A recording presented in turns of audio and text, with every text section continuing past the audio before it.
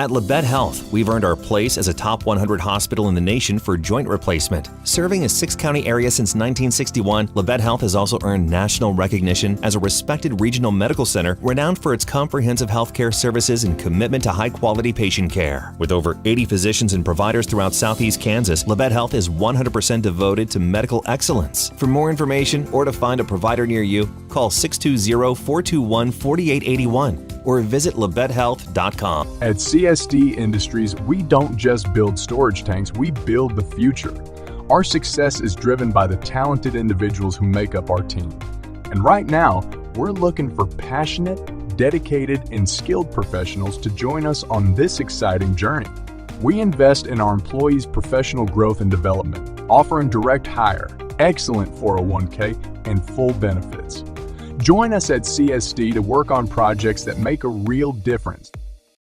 Discover what you've been missing in Parsons, Kansas. Curious Minds Discovery Zone, a children's museum that inspires a love of learning, with hands-on exhibits for all ages to imagine, create, learn, and discover. Kids enjoy looking through microscopes, building on our magnetic ball run wall, creative play in our doctor's office or grocery store, and lots more. Discover, explore, Parsons, Kansas. Unbelievable! Sparklight is unveiling unlimited internet for just $25 a month. Get reliable 100 meg internet for just $25 a month for 12 months with unlimited data. That's unlimited internet. Call 877-469-3057 or visit sparklight.com/savings. Sparklight, a new breed and high speed.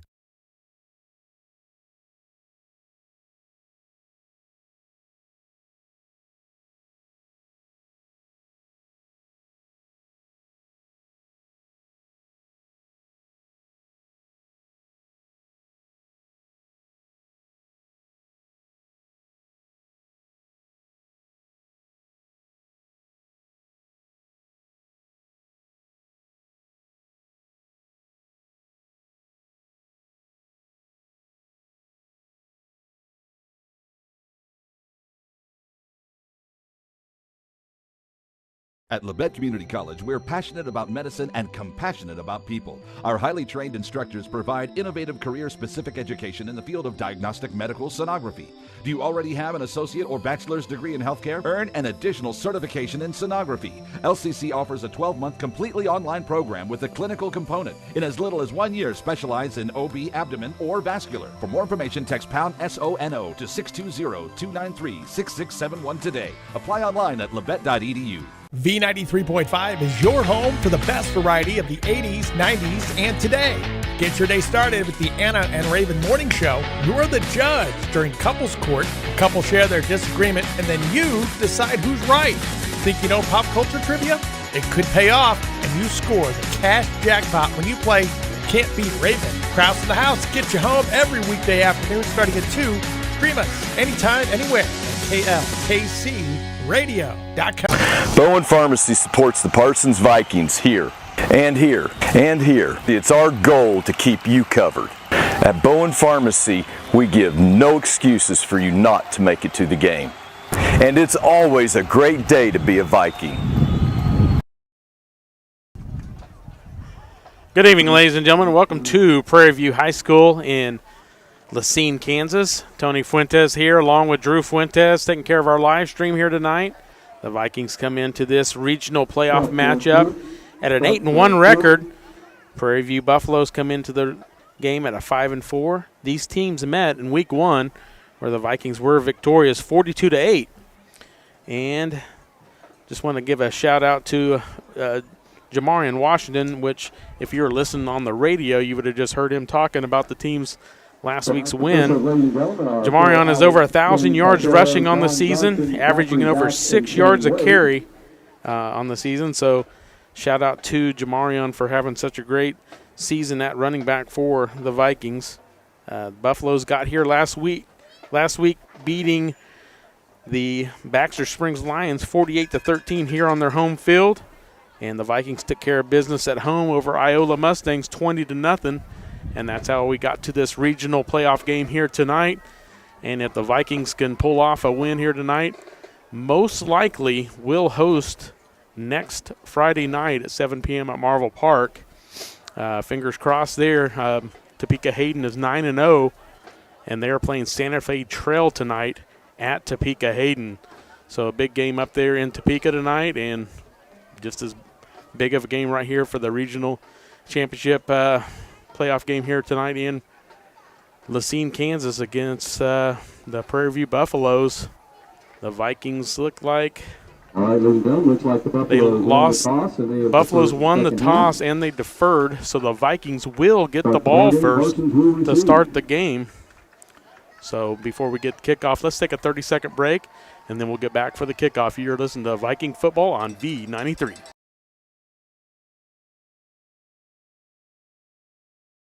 With many years of combined experience, Eye Care Associates of Parsons has set the framework in providing comprehensive eye health examinations for all ages and routine vision care for families throughout the four-state area. Our optometrists and staff provide remarkable care with state-of-the-art technology to help with diagnosis and management of eye health conditions. Give us a call or visit our website to schedule your next eye exam. Eye Care Associates of Parsons.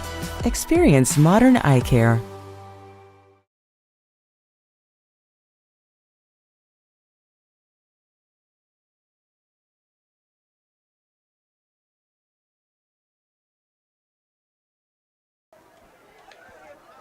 Number 7, Mackay Ball, and number 10, Nasser Haygood, set to return for the Vikings. And number 8, Peyton Doty will kick Welcome off back. for the Tony Buffaloes. Fuentes here along with Drew Fuentes, taking care of our live stream tonight. Karen Hardesty back in the KLKC studio patching us through. And it will be the Prairie View Buffaloes kicking off to the Parsons Vikings. So back deep for the Vikings, looks like Mackay Ball. Yeah, I can't tell on the other side. I think it's Nasir Haygood on the far side. It's getting darker earlier now. It's actually fairly dark and the lights are on. And we are set for kickoff.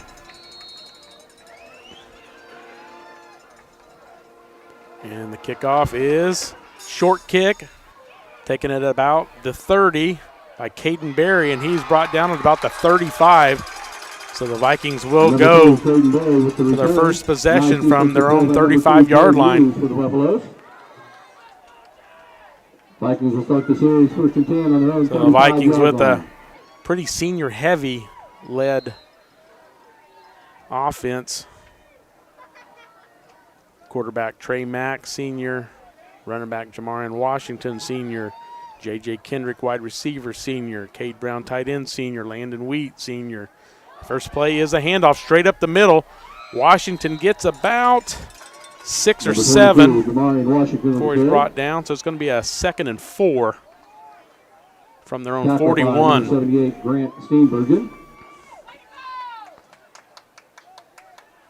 So Gain of 6 on the play, brings up 2nd and 4 from the 41. The Vikings have relied on the running back Jamarian Washington most of the season. He's done a really good job running the football this year. As I said earlier, over 1,000 yards on the season. And looks like maybe a false start possibly on the Vikings here. Nope, offsides on the defense. Flag on the play. The penalty was so that should result in a first down. 5-yard penalty. Yep, they're moving the sticks, so it'll be 1st and 10 Vikings from their own 46-yard line. So a good start for the Vikings. Trey Mack running in with the play. Devin Martinez giving the play to Trey Mack on the sideline. Got Washington in the backfield. Mack hands it to Washington to the right side. Takes a couple of tacklers with him. Picks up about 4 or 5. Depending on the spot here. Yep, a little over 4 yards. So Jamarian Washington pretty close to that average that he's had on the year at 6. On the first couple of carries, he's been around 5 to 6 yards on both carries. And I foresee the Vikings to keep it on the ground until the Buffaloes can show that they can stop them. Coming out to the near side is J.J. Kendrick. And a handoff to Washington. And breaks a tackle. Still moving. inside the 40 of the Buffaloes, all the way down to the 37-yard line of the Buffaloes. So a big pickup there for Jamarian Washington, another first down. So it'll be 1st and 10 Vikings from the Buffalo 37. Buffalo 37-yard line. So Jamarian Washington picking up where he left off last week. Had a big game last week, had roughly 150, 160 yards last week on the ground. Even had a nice reception for about 23 yards. Let's see what they do here on 1st and 10. Mack in the shotgun, hands it off. Washington with it and breaks a couple of tackles. Now spins out and goes backwards for a couple of yards there. He had about a 6-yard pickup. It's going to end up being about a 4-yard pickup on first down. So it'll be 2nd and 6 from about the 33.5-yard line. 4-yard line. So the Vikings have been on the ground the entire time on this drive. 5 runs and 1 5-yard penalty. Washington on the ground. Gets bottled up around the 30. It's going to be about a 3rd and 3 coming up from the 30 of the Buffaloes. So the last few weeks the Vikings have had a lot of success on some of the drives, but then they kind of sputter out once they get close to the red zone, and we're hoping to fix that tonight. Tate Phillips coming into the game for the Vikings. Got Cade Brown lined up as a wide receiver. This might be a passing play. Yep, it's a handoff. Washington, he's got the first down all the way down to almost the 25. Once again, tackled by number 20, Gage Belcher for the Buffaloes. So they are going to mark it at the 25, so it should be. We do have a flag on the play. Oh, there's a penalty flag on the play against the Vikings. So that's going to wipe out that first down run right there. It's going to back the Vikings up. It's going to make it 3rd and long. It's going to be about 3rd and 13. So it went from 3rd and 3 to 3rd and 13. So we might see our first pass of the game from the Vikings here. Landon Weed on the far side, got trips to the near side. Washington in the backfield with Mack. Quick throw to Landon Weed. He is going to be short of the first down, but he did make the catch. About a 12-yard pickup, but they needed 13. Let's see what the Vikes do here. It's going to be 4th and 1. We're down to 7:38 to play, first quarter, no score. First drive of the game for the Vikings. 4th and 1. This will be the first big decision for Coach Scheibe. Sending in a play. I would almost think a run by Washington would be what I would dial up. We'll see what happens here. Mack in shotgun. And they jumped off sides. I don't think the Vikings moved. Let's see what the call is. It's either going to be a 4th and 6 or a first down. Obviously flag on the play. Yeah, the linebackers rushing up for the Buffaloes, but all the referees they're saying a false start against the Vikings. So it's going to back them up to 4th and 6. Well, when you got linebackers rushing up to the line really quick, it's pretty tough not to flinch when you're on that line. So the refs must have saw one of the Vikings players move. So now it'll be a 4th and 6, and you're kind of in that area where you almost have to go for it because it's too long for a field goal because you're at the 33-yard line. It'd be over a 50-yard field goal. So Mack in shotgun. Wants to pass, rolls out, throws it back to Washington, and Washington is bottled up and brought down at about the 32. So decent pickup there on the play, but not enough to get the first down. So it will be a turnover on downs And we'll get our first look at They start the series. the Buffalo offense and this Parsons defense that has played so well this year. Probably the best defense I think I've ever witnessed coming out of Parsons High School. They're very stingy. They don't give up a whole lot of points. I think the most points they've given up in a game is 13 on the year. Let's see what Murillo hands off to Swartz. Swartz right up the right side for about, he picked up 6 or 7 on first down, so good running play. But Coach Scheibe talked in the coaches show, and he also talked to me and Scott last week about how well these two sophomores have done this year. Just as the season went on, they're just tearing it up at running back, 2 sophomores. Got Murillo under center. And the Vikings are showing blitz, and they get him in the backfield. It's Swartz again. They didn't get him initially. He ended up getting a couple of yards on the play. So it's going to be 3rd and 2 from their own 40, down to 5:49 and counting here in the first quarter. Vikings drove all the way down to the Buffalo 30 and then just couldn't get any further and turned it over on downs. And now the Buffaloes are trying to get their first down of the game. It'll be 3rd and 2 from their own 40. Let's see what Murillo wants to do here. He's under center.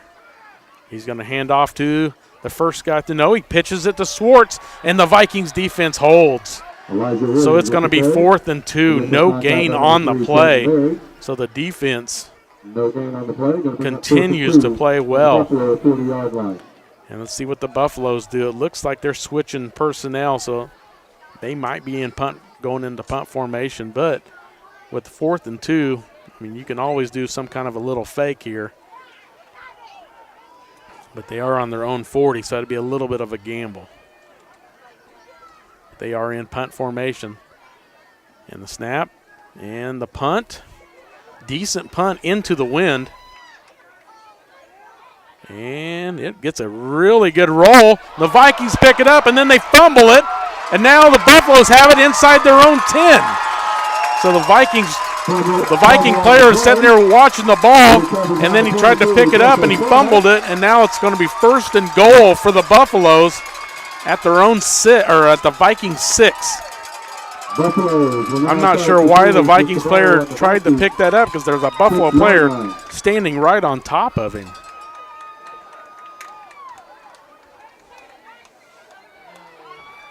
So let's see what Murillo brings to the huddle here. My guess is going to be some runs. And we got an official timeout.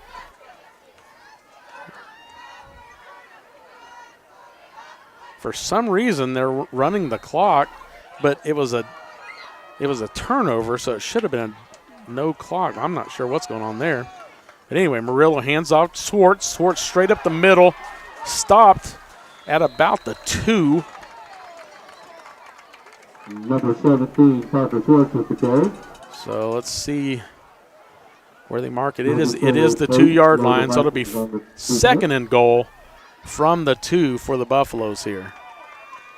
So the Viking defense definitely, this is probably the biggest task they've faced all year, giving up turnover inside their own 10 to see if they can try to hold them. Murillo under center. Hands off to Swartz. He is piled up at about the 1. And they are saying he's short, so it's going to be 3rd and goal coming up. Let's see. Vikings keeping the same personnel they've had out there for the last 2 plays. No substitutions for either team. But it's almost on the goal line. It's probably inside the half-yard line. Murillo under center. He tries the quarterback sneak, and he is in. So Gabe Murillo, senior quarterback, gets the first score of the game. 6-0 Buffaloes early on here. 3:02 to play first quarter, and the Buffaloes are on top. And I'm not sure. I can't remember if they have a field goal kicker or not.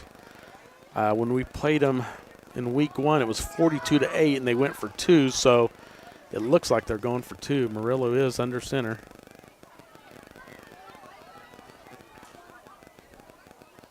And hands off. Nope, keeps it himself. And he is stopped short, so no good. So the score is 6-0 Buffaloes. And that stopped them on the 2-point conversion. So 6-0 Buffaloes. Let's take a 30-second break. You're listening to Viking football on V93. At Labette Health, we've earned our place as a top 100 hospital in the nation for joint replacement. Serving a 6-county area since 1961, Labette Health has also earned national recognition as a respected regional medical center renowned for its comprehensive healthcare services and commitment to high-quality patient care. With over 80 physicians and providers throughout southeast Kansas, Labette Health is 100% devoted to medical excellence. For more information or to find a provider near you, call 620-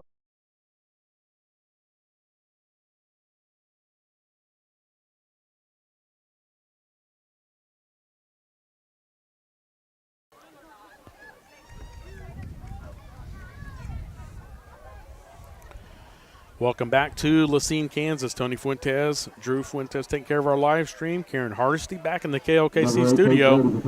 And the Vikings are behind 6-0. 3:02 to play first quarter. And the Buffaloes will kick off here to the Vikings. So the Vikings will get another shot here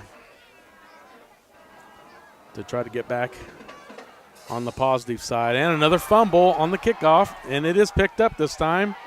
And looks like Nasir Haygood on the return gets up to about the 29. So it'll be 1st and 10 Vikings from their own 29-yard line. So if you're just now joining us, Vikings had a pretty good drive all the way down to about the 30-yard line, and then couldn't get a first down, ended up getting turnover on downs, and then they stopped Prairie View for a 3-and-out, and then Prairie View punted, and then we had a Vikings player try to pick up the punt as it's rolling and then fumbled it, and they got it inside the 10 and scored. So here's Washington, and big run by Washington all the way across the 45. About a 17-yard pickup for Jamarion Washington there on the first play of this drive. 16 yards on the play, good for a Viking first down. So it'll be 1st and 10 Vikings from their own 45. Landon Wheat coming to the near side. Also J.J. Kendrick on the near side. And Washington's going to take it to the right side. And he's going to pick up a couple. He breaks a couple of tackles. Still going, spin move. Gets all the way down almost to the 40-yard line of the Buffaloes. So about another 13-yard pickup for Jamarion Washington. So that's 30 yards in the last 2 carries. Good for a Viking first down, and the ball is now on the Buffalo 42. I think he's here to mean business tonight. If he keeps running like that, he's breaking tackles left and right. So 1st and 10 Vikings from the Buffalo 41.5-yard line. Mack in shotgun. Going to pass. And throws it over the middle. Caught by Cade Brown. And there's a flag.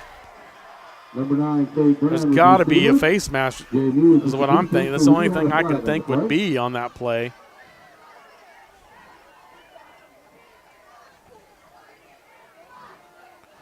We'll see the head ref is talking to one of the side judges here. And now he's talking to Coach Scheibe. So my guess is like, do you want to accept the penalty or decline the penalty? Must have just been a pass interference. So the catch was made by Cade Brown all the way down to the Buffalo 21-yard line. So it'll be 1st and 10 Vikings from there. We're down to 1:45 and counting in the first quarter. And J.J. Kendrick on a jet sweep gets inside the 15, and then he's dogpiled about 6 Buffaloes all on top of him. So they're going to give him forward progress to about the 15-yard line. So it looks like it's going to be 2nd and 4 for the Vikings. Trey Mack running in with the play. Vikings down 6-0, 1:01 to play and counting here in the first quarter. Hands to Washington. Washington on the right side picks up the first down, and it's taken 3 or 4 guys to bring him down. He's running hard. So it is right at the 10. Gain of 5 on the play. Plays good for Vikings first down. It'll be first and goal on the 10. Should be first and goal. First and goal for the Vikings from the 10. Down to 28 seconds and counting here in the first quarter. Washington breaks one tackle, falls forward, maybe picks up a couple. Washington with the carry once again. And that's most likely going to be the last play of the first quarter. That play is number 33, Carter Browning for the Buffalo. So it's going to be 2nd and goal from the 7 when we start the second quarter, but we're going to be on the opposite side of the field. So that's the score at the end of your first quarter. Buffalo 6, Vikings 0. Let's take a 1-minute break. You're listening to Viking Football on V93. My name is Bria, and I'm a pharmacist at Bowen Pharmacy. I'm here today to tell you about one of our patient programs, Meds to Beds. Bowen Pharmacy South is located in the medical office building at Labette Health. Our staff works closely with the doctors, nurses, and social care workers to ensure that your transition out of the hospital is an easier and more convenient experience for you and your loved ones. If you are having inpatient or outpatient surgery, we will get your medications directly from your doctor and deliver them right to your hospital bed. If you are having a baby, we will get your medications or anything else that you may need to get your family home without the hassle of making several stops along the way. Whether you're here for a few hours or a few days, we are here at Bowen Pharmacy and Bowen Pharmacy South to help get you well without any interruption in transition of care. Just ask for Meds to Beds. At Bowen Pharmacy and Bowen Pharmacy South, we are here for you today and we are here for you tomorrow.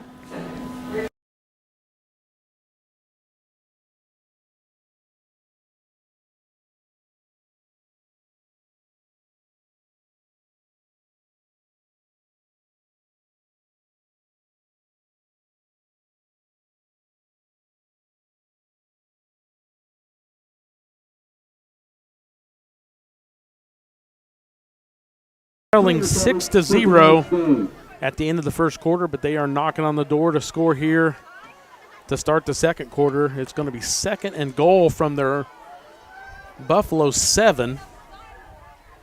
So Trey Mack can shotgun. Let's see if he's going to hand off to Washington. He does. Washington straight up the middle. No gain there. He is bottled up. Washington with the play. Jamarian Washington's been running so hard tonight. He's probably already has 60 or 70 yards on the game, breaking a lot of tackles. But when you get in this short space, it's a lot different to pick up those yards than it does when you're clear back in around the 50 or so. Yeah, it doesn't help whenever they stack the box, 7 deep, to where it's hard to run up the middle. You got to have some space. Yeah, he's going to have to bounce something to the outside, I think, to score here if he's going to run it. Nope, it's going to pass. Pass thrown and caught. J.J. Kendrick from Trey Mack, senior to senior, for the first Viking touchdown of this regional playoff game to tie the game 6-6 at the 11:17 mark of the second quarter. And Jace Quirin, senior kicker, in to attempt the extra point. And the holder is his brother, Jagger Quirin. And Jace kicks it through, and it is good. So the Vikings now have the lead, 7-6. With 11:17 to play here in the second quarter, and I'm going to do thank some sponsors real quick. I'd like to thank Labette Community College, Forbes Hoffman Funeral Homes, Clemens Insurance Agency, Labette Health, Woodworth Enterprises, Carson Wall Funeral Homes, Commercial Bank, Eye Care Associates of Parsons, Doctors Newland, Gilmore, and Ray, Labette Bank, Bartlett Co-op, Labette Center for Mental Health Services, Dress for Less, Community National Bank, Tank Connection, Wood Insurance Center, Strategic Partners, Roy's Auto Service, Bowen Pharmacy, Parsons Educational Foundation, Parsons District Schools, Snyder Lawn Care, Olson Ace Hardware, SEK Orthopedic, Doctors Meister, Mosier, and Morris. So I'd like to thank all of those sponsors for bringing you Viking football here in the 2023-24 season. And we are about set for the kickoff from Jace Quirin. Again, the Vikings now have the lead 7-6. 11-17 to play, second quarter. Kicking into the wind. Fielded about the 15. A good return. Great tackle at about the 27. Almost a clothesline there, but no flags on the field, thank goodness. So this Viking defense has been very stingy all year, not giving up a whole lot of points.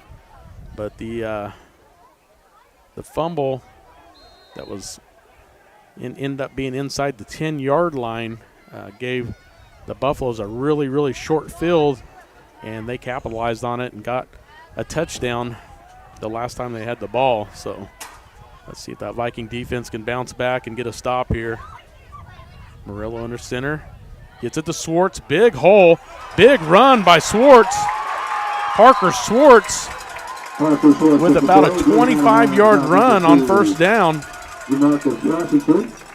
Kid's quick. He's patient. Wow. Sees the hole and runs right through it. I mean, he's only a sophomore, so he's got some years to come. But they are in Viking territory.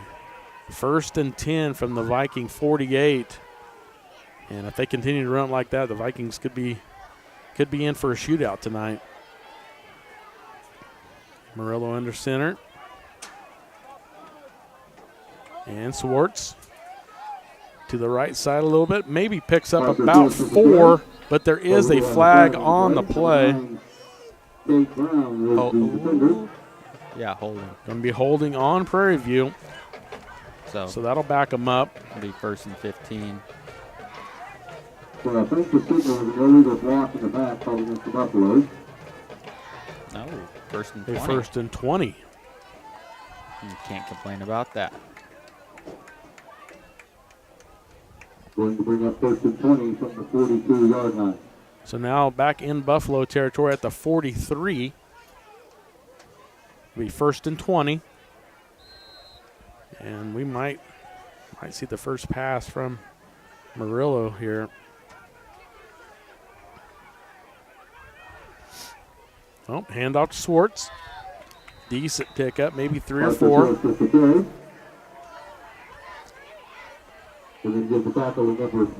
Yeah, I mean, it's hard to pick up 20 yards whenever you haven't thrown a pass all game.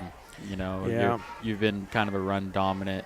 It's kind of hard to get and just switch into that rhythm. I mean, we've seen him go for 20, 30-yard runs. So I mean, I think them relying on him is something that we're going to have to figure out how to kind of contain. Yeah. In week 1, whenever we made Murillo throw, he threw 2 pick sixes. There he throws now. Oh, a lot of pressure. He got hit while he threw. Yep. And so it is going to be 3rd and about 17. So obvious passing situation again for the Buffaloes. And they do have a couple upperclassmen wide receivers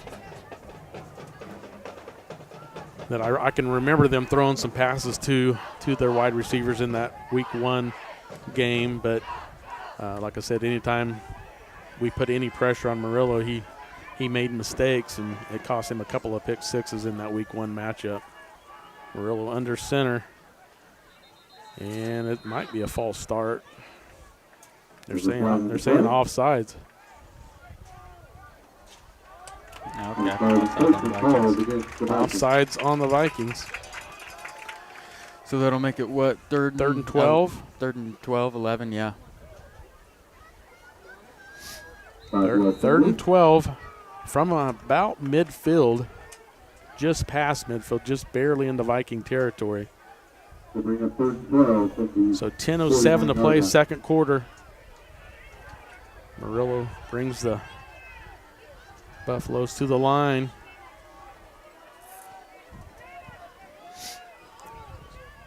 And a handoff off tackle, just kind of a misdirection run there. Picks up about 5 or 6, but it's not going to be good enough to get a first down, but they may go for it here just because they're in Viking territory, but nope, the punter's running in. Oh, the punter's already on the field. It's number 8. He takes his glove off and hands it to somebody going to the sideline. So Peyton Dottie, senior tight end and linebacker, is in punt formation. High snap, he gets it down. Decent kick. Punt. And it is fielded by J.J. Kendrick. And decent return about the 20, and he is brought down hard at about the 18. So it will be Vikings ball, 1st and 10 from their own 19-yard line. 9:24 to play, second quarter. Vikings lead 7-6. Again, the Vikings met up with this team week 1, but it's 2 completely different teams here in the second week of the playoffs. This Buffalo team got a lot better as the season went on. Coach Scheibe talked about it in the pregame show. If you was able to listen into that, they have a couple of sophomore running backs that's just been really tearing it up. So Mack fakes the handoff, throws deep, got a man, couldn't get it. Kendrick turned the wrong way and just missed it. Yeah, but speaking back to week 1, we've seen a lot of football. 2 months of football does a lot for high school athletes, to where a lot can change. 100%. Injuries, between things like that. Seasons can change and kind of alter. But yeah, Prairie View has been really impressive. Has 2 running backs running for over close to 1,000 yards. So that's pretty impressive for sophomores. Yep. Here comes Washington. Big hole, breaks 3 tackles and picks up a first down. So on 2nd and 10, but there is a flag. Most likely it's going to be holding on the Vikings. Look like they signaled towards the Vikings. Yeah, holding on the Vikings. So a great run by Jamarin Washington that's going to be wiped out. Just a little bit of a hold there on the interior, causing him to get loose and get that first down, and it's going to bring him back. Is it going to be half the distance, or because that's? I think they go from the spot. Okay. So it's probably going to be a 2nd and, well, no, they're going from, it's 2nd and 20. Yep. So 9:14 to play, second quarter. Vikings lead 7-6, and they have the ball inside their own 10. So let's see if Coach Scheibe wants to gamble with some passes here. Oh, they're throwing. And he's throwing it. He throws it too wide for Landon Wheat. So now it's going to be 3rd and 20. That was the person you wanted to look for there. Yeah, if he catches that quick, he probably goes up the sideline for at least a 10 to 15-yard gain, making it a 3rd and manageable. But just threw it a little too high. Even for him. He has the jumping ability, but that was a little too high for. Yeah, the wind is blowing a little bit coming out of the south, so it could be just a little bit of a problem throwing it into that wind. So we got a late Viking running in to the huddle. Play clock's down, and they reset the play clock now because of the substitution. So now we're down to 20 seconds. Timeout, Parsons. I'm not sure why they called a timeout. Did they not realize that the play clock got reset? I'm not sure. Anyway, timeout Vikings. Let's take a timeout with them. Let's take a 30-second break. You're listening to Viking football on V93. At Labette Community College, we're passionate about medicine and compassionate about people. Our highly trained instructors provide innovative career-specific education in the field of diagnostic medical sonography. Do you already have an associate or bachelor's degree in healthcare? Earn an additional certification in sonography. LCC offers a 12-month completely online program with a clinical component. In as little as 1 year, specialize in OB, abdomen, or vascular. For more information, text pound SONO to 620-293-6671 today. Apply online at labette.edu.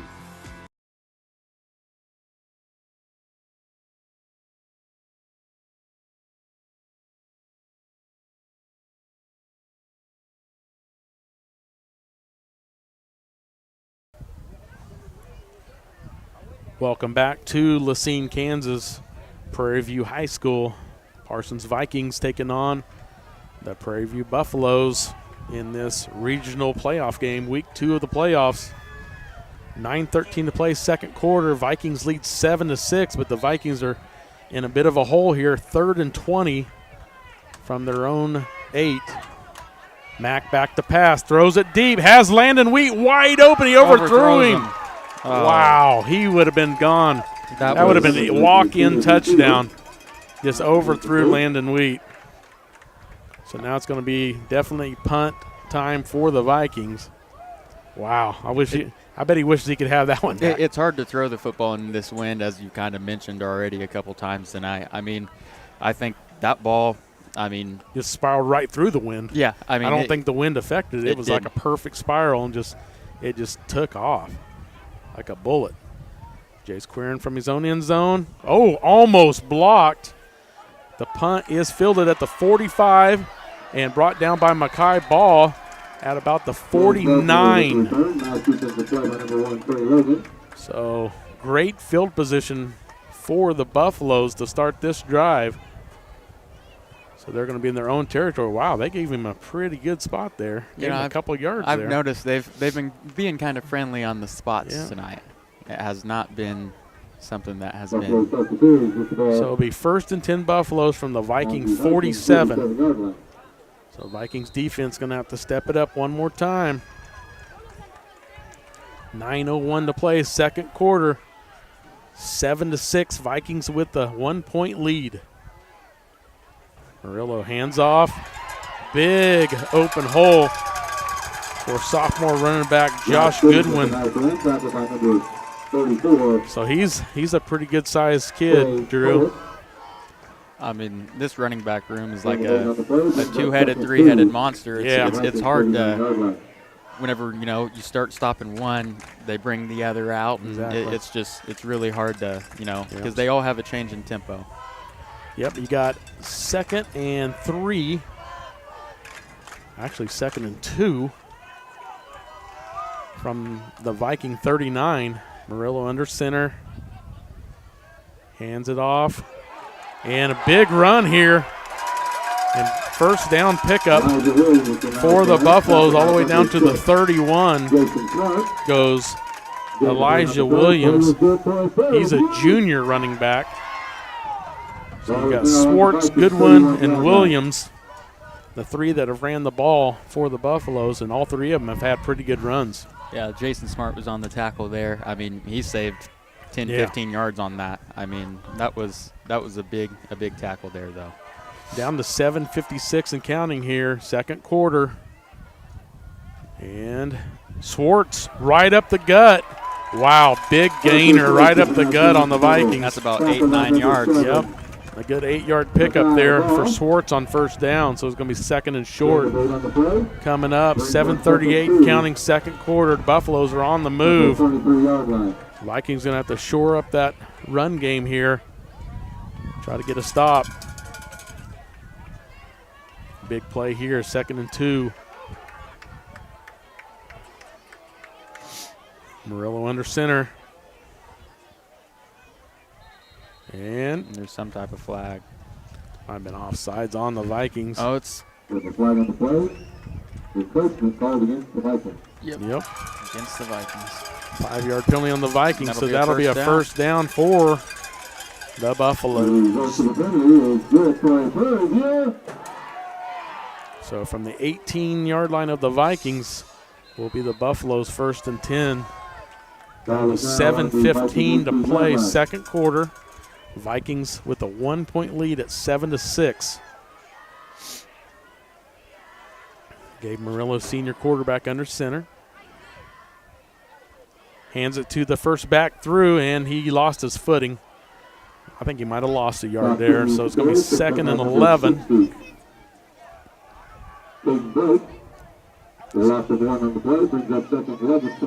So Goodwin was on the carry there. 6:57 and counting here in the second quarter.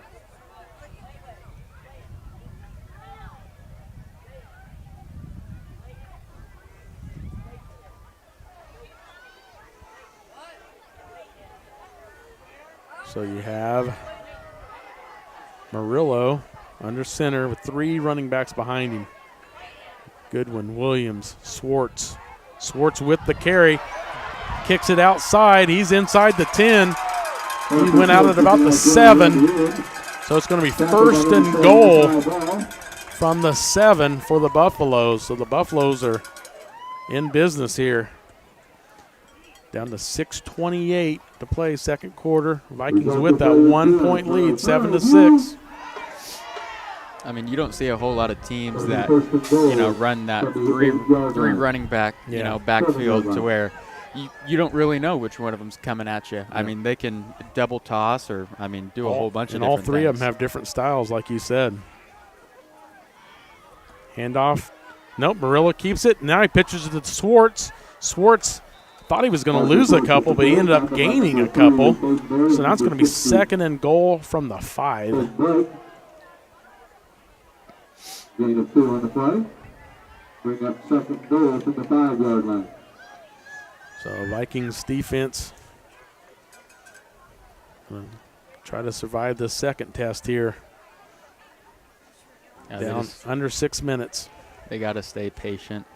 Don't jump after the first guy through, because a lot of the times he hasn't been the guy with the ball. Murillo under center. Gives it to Swartz. Swartz right up the middle, and I think he's going to score. Yep, and that's a touchdown. Touchdown, Swartz. So 5:42 to play in the second quarter. The Vikings now trail 12-7. And the Buffaloes are going to go for 2 to try to make it 14-7. They're bringing in a couple of different personnel. Bringing in Williams, running back. They got Swartz, Williams, and Murillo under center. And Murillo's going to try to do it himself, and he did it again. Murillo had the quarterback sneak on their first drive. And now he gets the 2-point conversion, so 14-7 Buffaloes. The Vikings are going to need to have another comeback on that one. So let's take a 30-second break. You're listening to Viking football on V93. V93.5 is your home for the best variety of the 80s, 90s, and today. Get your day started with the Anna and Raven Morning Show. You're the judge during couples court. Couples share their disagreement, and then you decide who's right. Think you know pop culture trivia? It could pay off, and you score the cash jackpot when you play Can't Beat Raven. Krause in the House gets you home every weekday afternoon starting at 2. Stream us anytime, anywhere at klkcradio.com.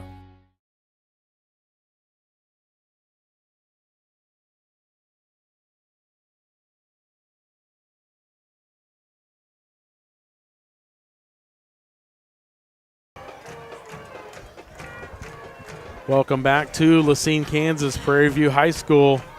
Tony Fuentes here along with Drew Fuentes and Karen Hardesty back in the KLKC studio, passing us through, and the Vikings are down a touchdown. They're down 14-7. 5:42 to play, second quarter. Peyton Dottie, senior, kicking it off.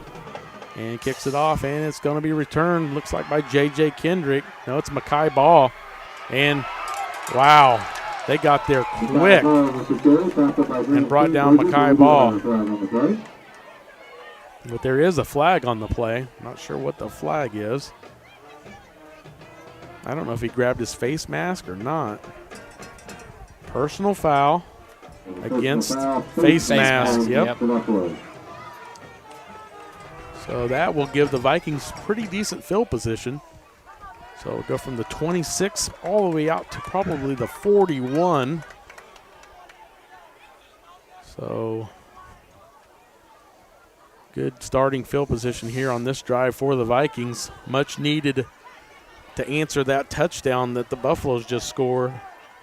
Just a long drive here, running some clock and have at least a tie game at halftime wouldn't be a bad thing in my mind, but we'll see what happens. Hand off to Washington. Breaks a couple of tackles, picks up about 7. Good run on first down there for the Vikings. See, this is kind of where I see them trying to, throw a slant or something to Wheat or Kendrick, kind of get something more on the outside to kind of get the passing game going to where they have that. I mean, after a run like that, I think you could do a play action here and throw a quick header and pick up some big yards. Nope, Washington straight up the middle. He picks it up. Yep. Big run there, another 7 yards. On the 45 of the Buffaloes. Yeah. So in the Buffalo territory goes the Vikings. Just under 5 minutes to play here in the first half. Trey Mack getting the play in from Devin Martinez. And see if the Vikings continue to run with Jamarian Washington. At times he's looked unstoppable. But then whenever we get inside the 30-yard line, it kind of tightens up a little bit. Back to pass is Mack. Wide open, Landon Wheat breaks one tackle, breaks a second tackle, down to the 20, all the way down to about the 16-yard line goes Landon Wheat. See, that's what I was looking for. That's what I was talking about. 29-yard pickup on first down. I mean, that's going to open up a lot. Wow. For the run game. Great play there. You called it, Drew. You said a little quick slant, and it sure was. Landon Wheat was right there, broke the first tackle, and then broke another tackle, and then ran for about another 15 after that to get all the way down to 1st and 10 from the 17-yard line. And now Washington. That's a touchdown. That's a touchdown for Jamarian Washington. So Vikings now only down 14 to 13 with the point after to tie it up. 3:54, so it only took a little over a minute and a half there to score this touchdown. So leaving a lot of time left on the clock before halftime. So 14-13, Quirin's kick is up, and it is good. 14-14, we have a tie ball game here in Lacine, Kansas. Let's take a 30-second break. You're listening to Viking Football on V93. Unbelievable! Sparklight is unveiling unlimited internet for just $25 a month. Get reliable 100 meg internet for just $25 a month for 12 months with unlimited data. That's unlimited internet. Call 877-469-3057 or visit sparklight.com/savings. Sparklight, a new breed in high speed.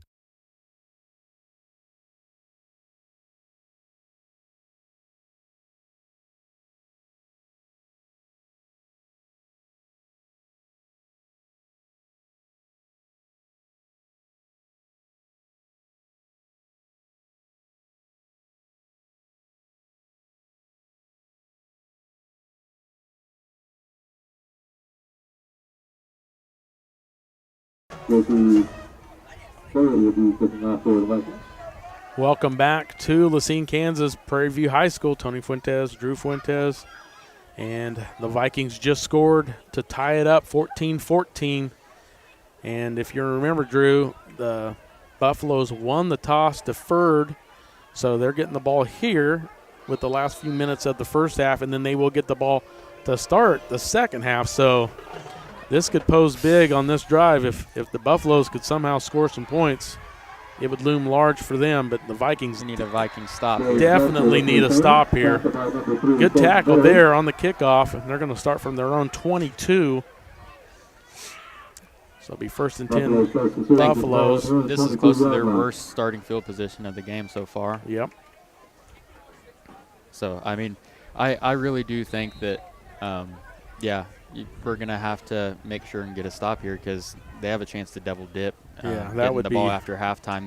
That's something that'd be treacherous. Yeah, exactly. So getting a stop here is of the utmost importance. Yeah, we're going to have to find some way to stop this run game too.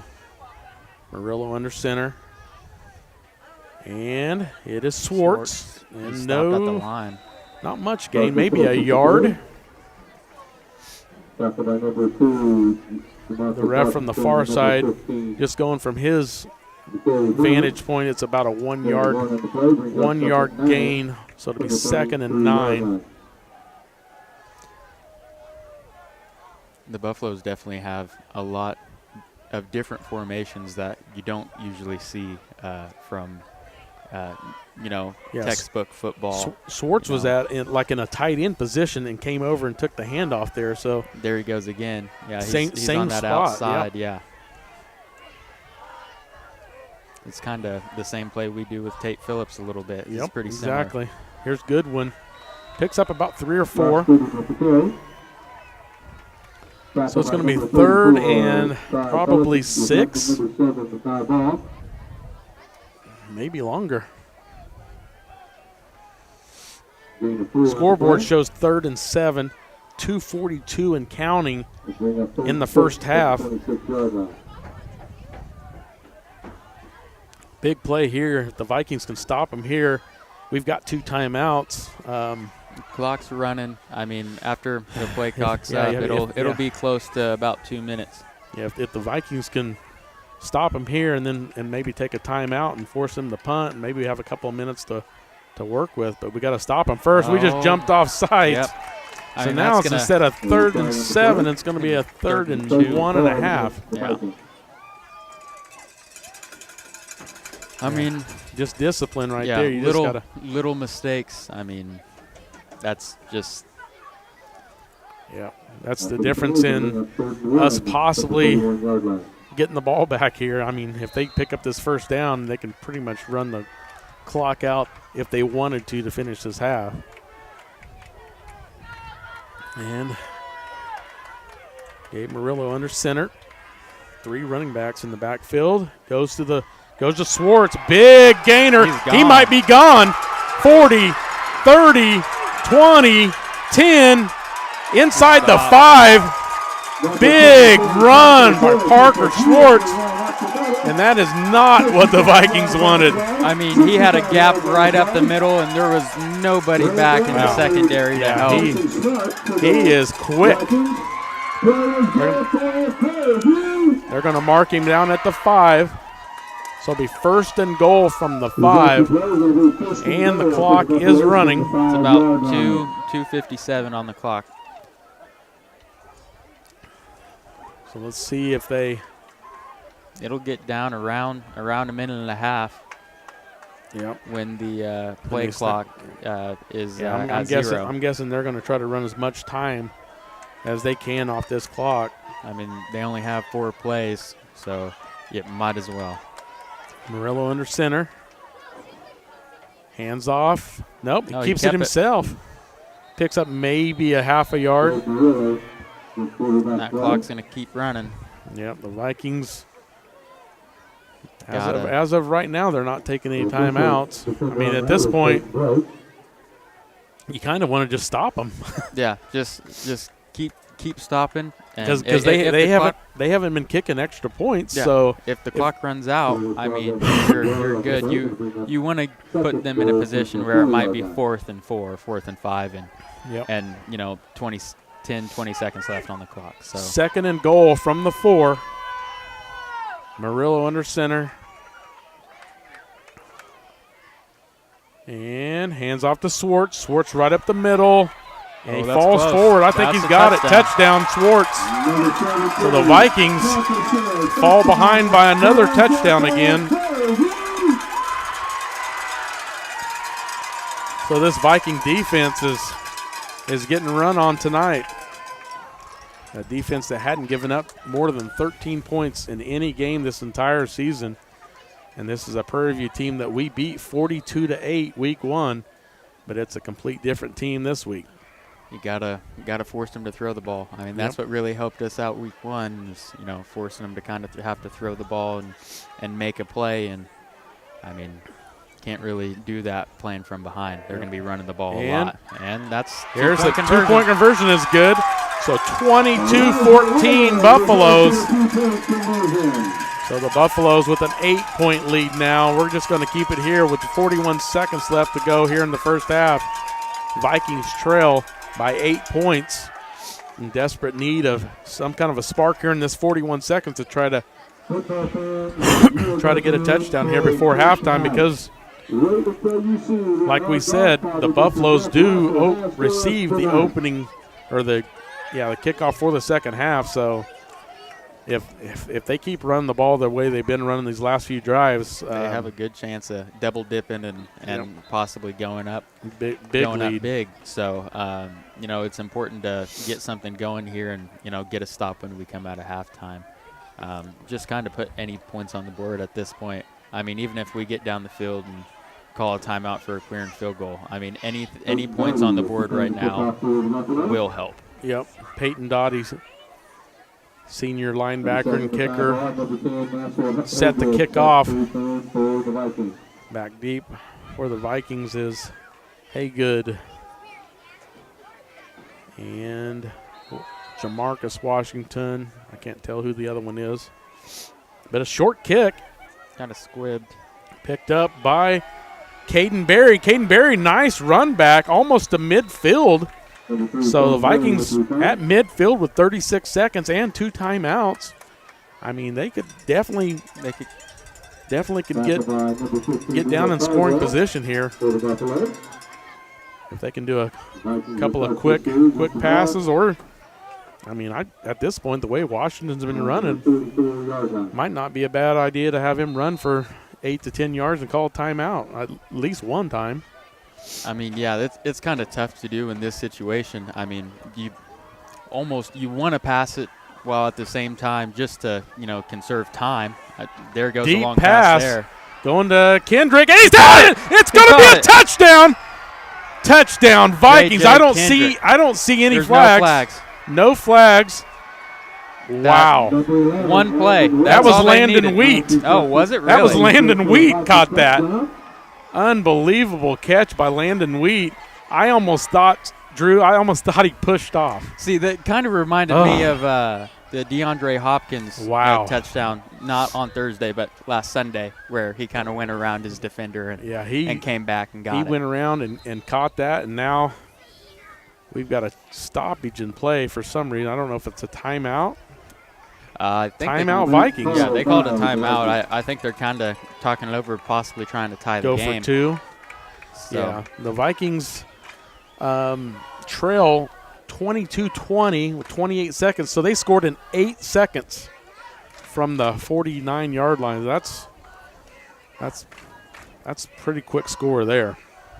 Wow. Yeah, you don't see that very often. I mean, I would have been happy with, get down to the 15, have 3 seconds on the clock, and, call in queer and just to get, 3 points on the board, be down, 6. I mean, now we have the opportunity to tie the game, kind of prevent that double dip. I'm almost fine with them kicking just the 1 point because, they're going to go for 2. And if we stop them one time, then we're back on the 7-point thing. Yep, exactly. So I don't know. It's tough. I mean, it's very tough. It's halftime. It's almost a coin flip. Yeah, But it looks like they're going for 2. Yep. Yep. You got the offensive personnel. I honestly bringing Washington. It'd be hard to not hand it off to Washington here.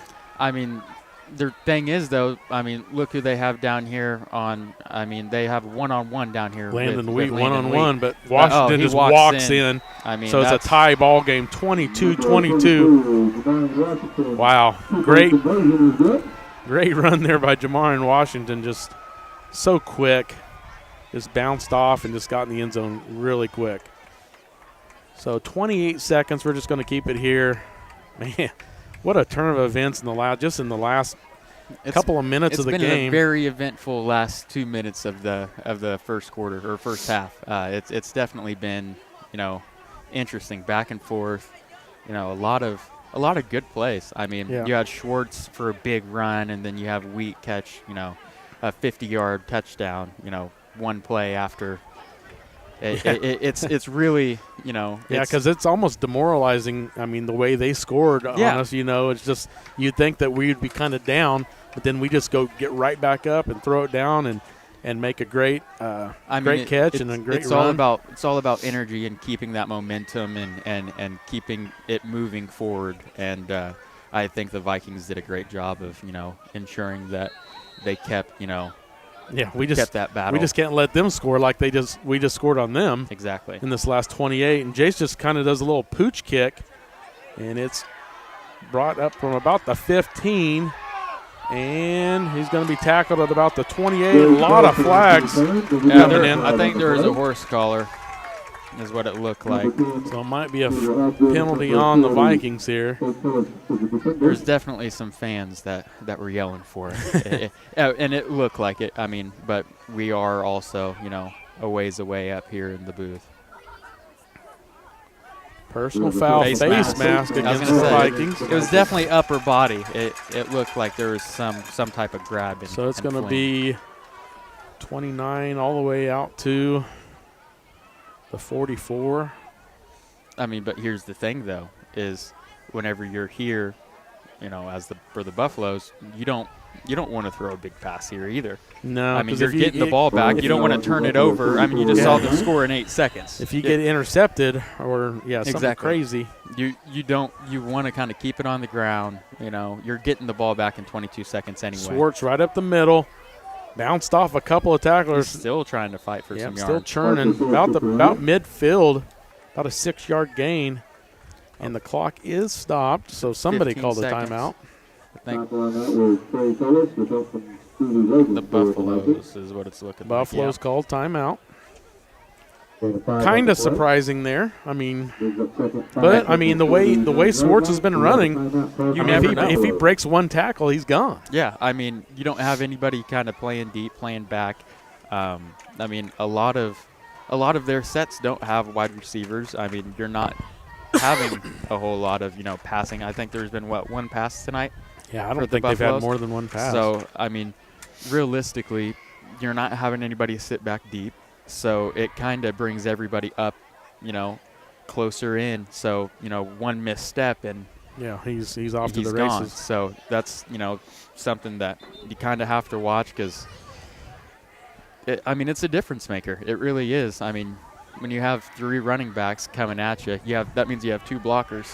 Yep. I mean, it's really hard to combat that. But let's see the Vikings, get a stop here and try and get a stop to start the Murillo under center. Got Goodwin behind him, and he's going to pass. He throws it deep and almost intercepted by Mekhi Ball. Mekhi Ball seen him going deep, and he started running. He just missed it by about a half a step. But I don't even know. Even if he intercepts that, he's inside R10. By the time he turns around, you got to loop around almost. It would be he would have had to have scored. Yeah, you would. It'd have to be a pick 6 for that to be. I mean, and that's kind of the position where we're kind of at the moment. I mean, we got 3rd and 6 with 11 seconds on the clock. So, I mean, get a stop here, and I mean, should be. Yep, hand it off to. Running back, and it's going to go. That's going to be a first down. So the clock will stop for the movement of changes. Let's see if they take a timeout or if they just let the clock run. The clock is running, and they got a timeout. Yep, Buffalo's called timeout. So Buffalo timeout with 4 seconds. I don't know if they'll put some time back on the clock or not, because I think the coach was asking for the timeout at the 8-second mark. I think so. So we'll see what the refs end up actually doing, if they end up changing it up here. I think they're communicating with the booth right now,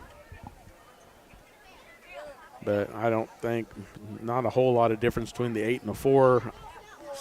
I mean, I guess it could make a difference in 2 plays. Yeah, for sure. I mean, you can throw an incomplete pass in 3-4 seconds, have another play. Yeah. So, yeah, I mean, as it shows right now, it's still at 4 seconds, and the Vikings are coming back to the ball. So they might be leaving it at 4 seconds. maybe they wanted to run that 4 seconds off, called a timeout, so they only have one play. Yep.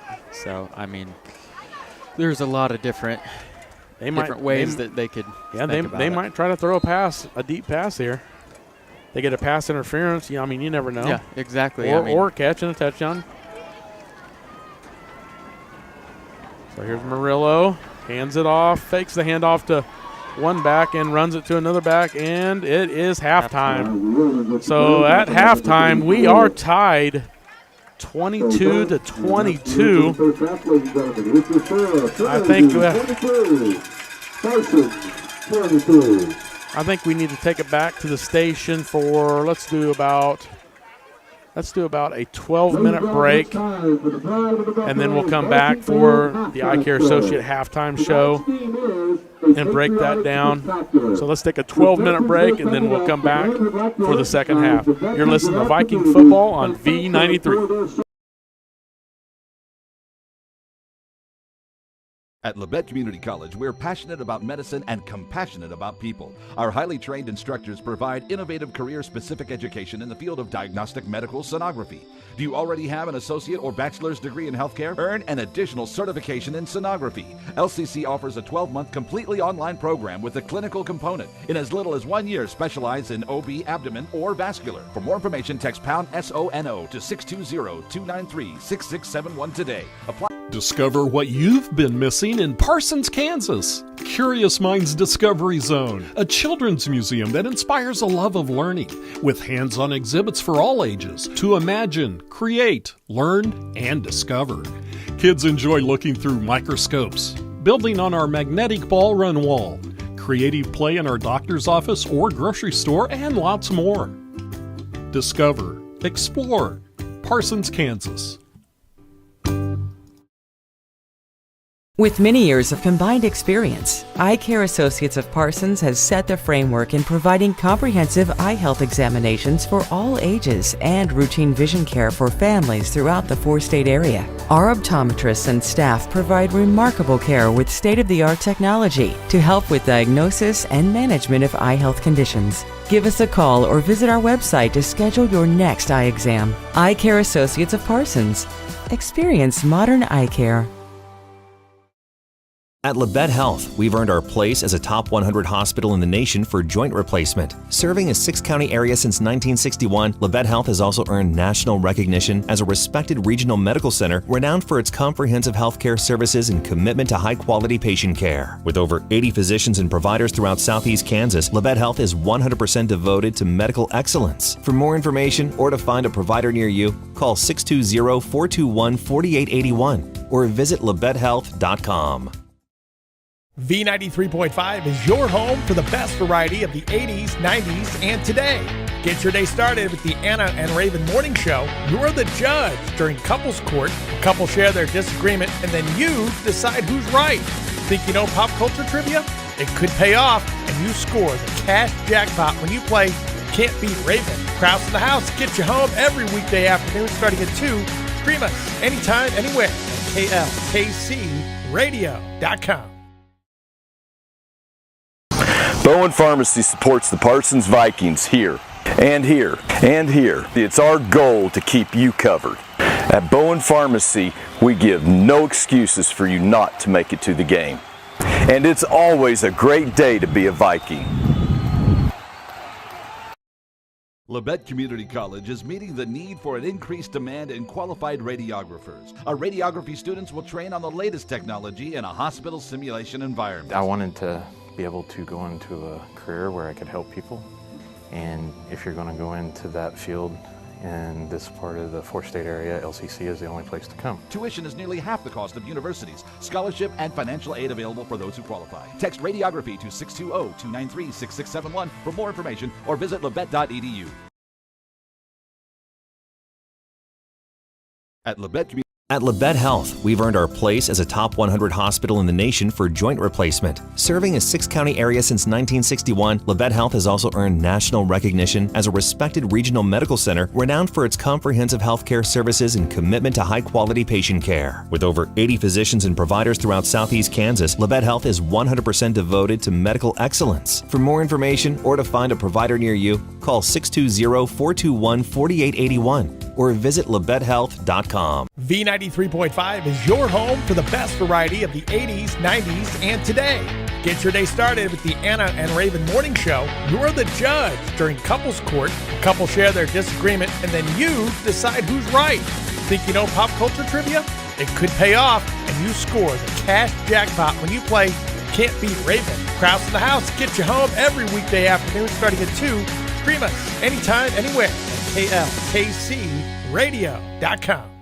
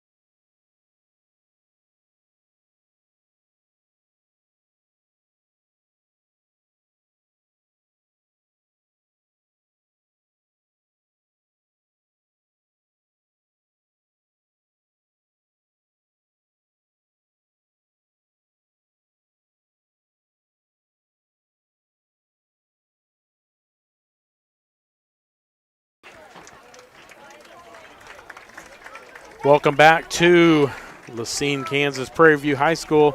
Tony Fuentes, Drew Fuentes, along with Karen Hardesty back in the KLKC studio. And it is time for the Eye Care Associate of Parsons halftime report. Doctors Newland, Gilmore, and Ray. And start off the scoring. Gabe Murillo, senior quarterback for the Buffaloes, gave the Buffaloes a 6-0 lead. And then Jamarian Washington scores, and the Vikings take their first lead of the night at 7-6. Actually, it's the only lead they had of the night. And then Parker Swartz gives the Buffaloes a 14-7 lead. And then the Vikings come back with a pass from Trey Mack to J.J. Kendrick to tie it up 14-14. And then Swartz with another touchdown. And then the two-point conversion was good to make it 22-14. And then in an 8 seconds, with about 36 seconds left to go before halftime, Landon Wheat hauls in a long pass. And then the two-point conversion from Jamarian Washington was good to tie it up 22-22, and that's where we're at here at halftime. And Drew, I know Coach Scheibe kind of expected this to be a tough running attack, the Buffaloes, but as a player's standpoint, you beat this team 42-8 this year. As a player's standpoint, you got to think, man, this should be an easy game. I mean, coming into it, you know, that's the bad thing. You haven't seen them in 7-8 weeks. Yeah, it's so actually hard. It's like 9 weeks. 9 weeks. So, yeah. I mean, exactly. So yeah, it's a lot of time. A couple of months. A lot of time of improvement. I mean, they can, you know, go through a couple things. I mean, Parsons wasn't at full strength week 1, and they weren't either. You can kind of tell that there were some things that they had to kind of work out.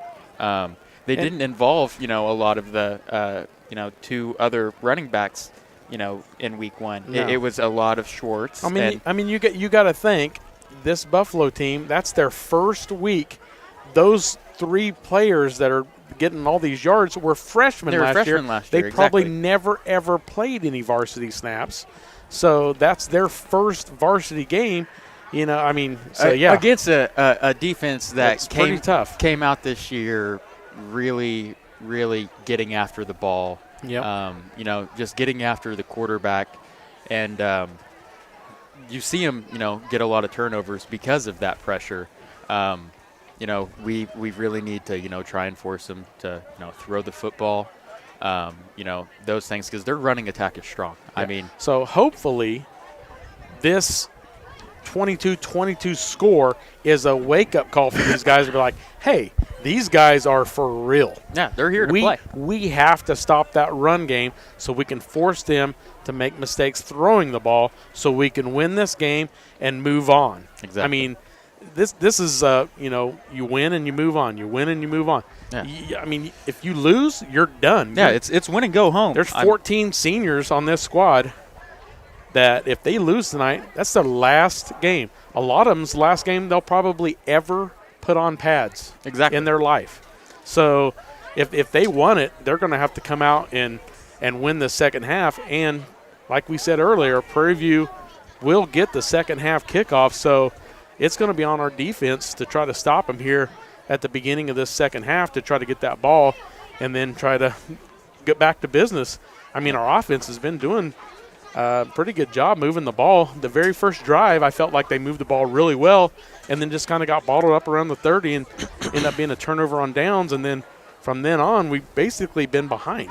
Yeah, I mean, it's hard to, you know, kind of play. We haven't really played from behind all year. I mean, that's not something that you know, this team is really used to.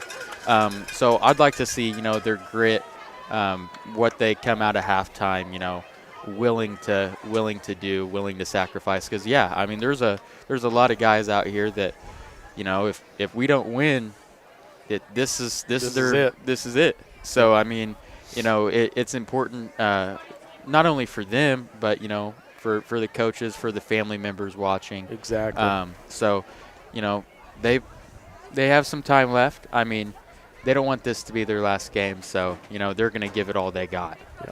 Well, that is going to wrap up for our Eye Care Associate of Parsons halftime report. Doctors Newland, Gilmore, and Ray. And we're going to take a quick 30-second break, and then we should be back for the second half kickoff. You're listening to Viking football on V93.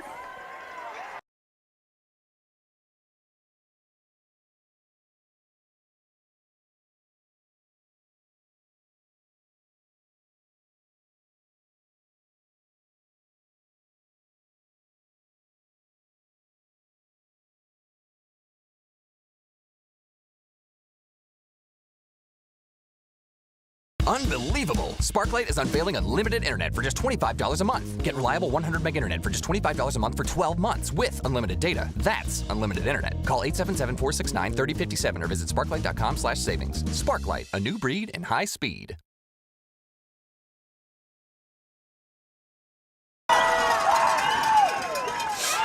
Welcome back to Lacine, Kansas. Tony Fuentes, Drew Fuentes, along with Karen Hardesty back in the KLKC studio, patching us through. And we are getting set for the kickoff of the second half. Jace Quirin will be kicking into the wind to start this third quarter. One more time, last time. Fans, are you ready for some football? And their fans are getting pretty pumped up here. If this Buffalo offense can score some points on this opening drive, they're going to get even rowdier. Kind of a little pooch kick for Quirin, and he is bottled up around the 28. And it will be 1st and 10 Buffaloes from their own 28-yard line. And I expect to see a lot of running from the Buffaloes here, Drew. I don't see them changing anything unless they get into like a 3rd and long. Yeah, no, I don't see them, changing anything from what they did in the first half. I mean, their running game was really efficient, and they really didn't have to throw the ball. I think they threw the ball once before, the last couple plays of the game. Murillo under center. Hands it to Swartz. Swartz good stop. Knocked down right at the line of scrimmage. Maybe fell forward for a yard, if that. Who was on that? Is that Caden Berry? I think it was Caden Berry on the tackle. Very good tackle there. Yeah, I mean, he just slipped right into that hole that he was running through, and, just was waiting for him. Yep, Murillo under center. Got Goodwin and Swartz behind him in the I formation. Hands it to Swartz, and he picked up a couple, but he just stopped at about the 30. He ran into a pile of 3 or 4 Vikings, and we're trying to run behind 2 guys blocking him. I mean, it's going to be hard to. If he would have bounced that outside, he probably could have picked up a little bit more, but he picked up about 3 maybe. I can't see the stick on the other side. Well, the stick on the other side is all the way back where it was 1st and 10. I don't know why he's not. They haven't moved. Yeah, well, the ref just grabbed him and was like, hey. He's like, hey, remember you're supposed to move over here. You're supposed to move with me. Yeah. That's funny. So it's going to be 3rd and 7. Schwartz motioned out. Oh, wow. Oh, it's a misdirection. But a great tackle. Who was that? That was a great way to stick with it. 25. That's DeMonta Kendrick on the tackle. Man, that's a big stop there, because that's going to be 4th and 5. Wow. He's taking his glove off, so they're going into punt formation. Peyton Doughty will go into punt formation. 4th and 5. Make sure we don't go off sides here, guys. And the snap's good. Kick is off. Decent punt. And decent roll about the 30, 31. It's going to go at the 30. So the Vikings will have the ball 1st and 10 from their own 30. So not getting the second half kickoff did not affect this game. So that's a good thing. We stopped the double dip. So now we've got a chance to take a decent lead. We had a 1-point lead at 7-6, and that's the only lead that we have had tonight. So the Vikings offense has a chance here to try to take a bigger lead here. Mack hands it off to Washington. To the right side, picks up about 2.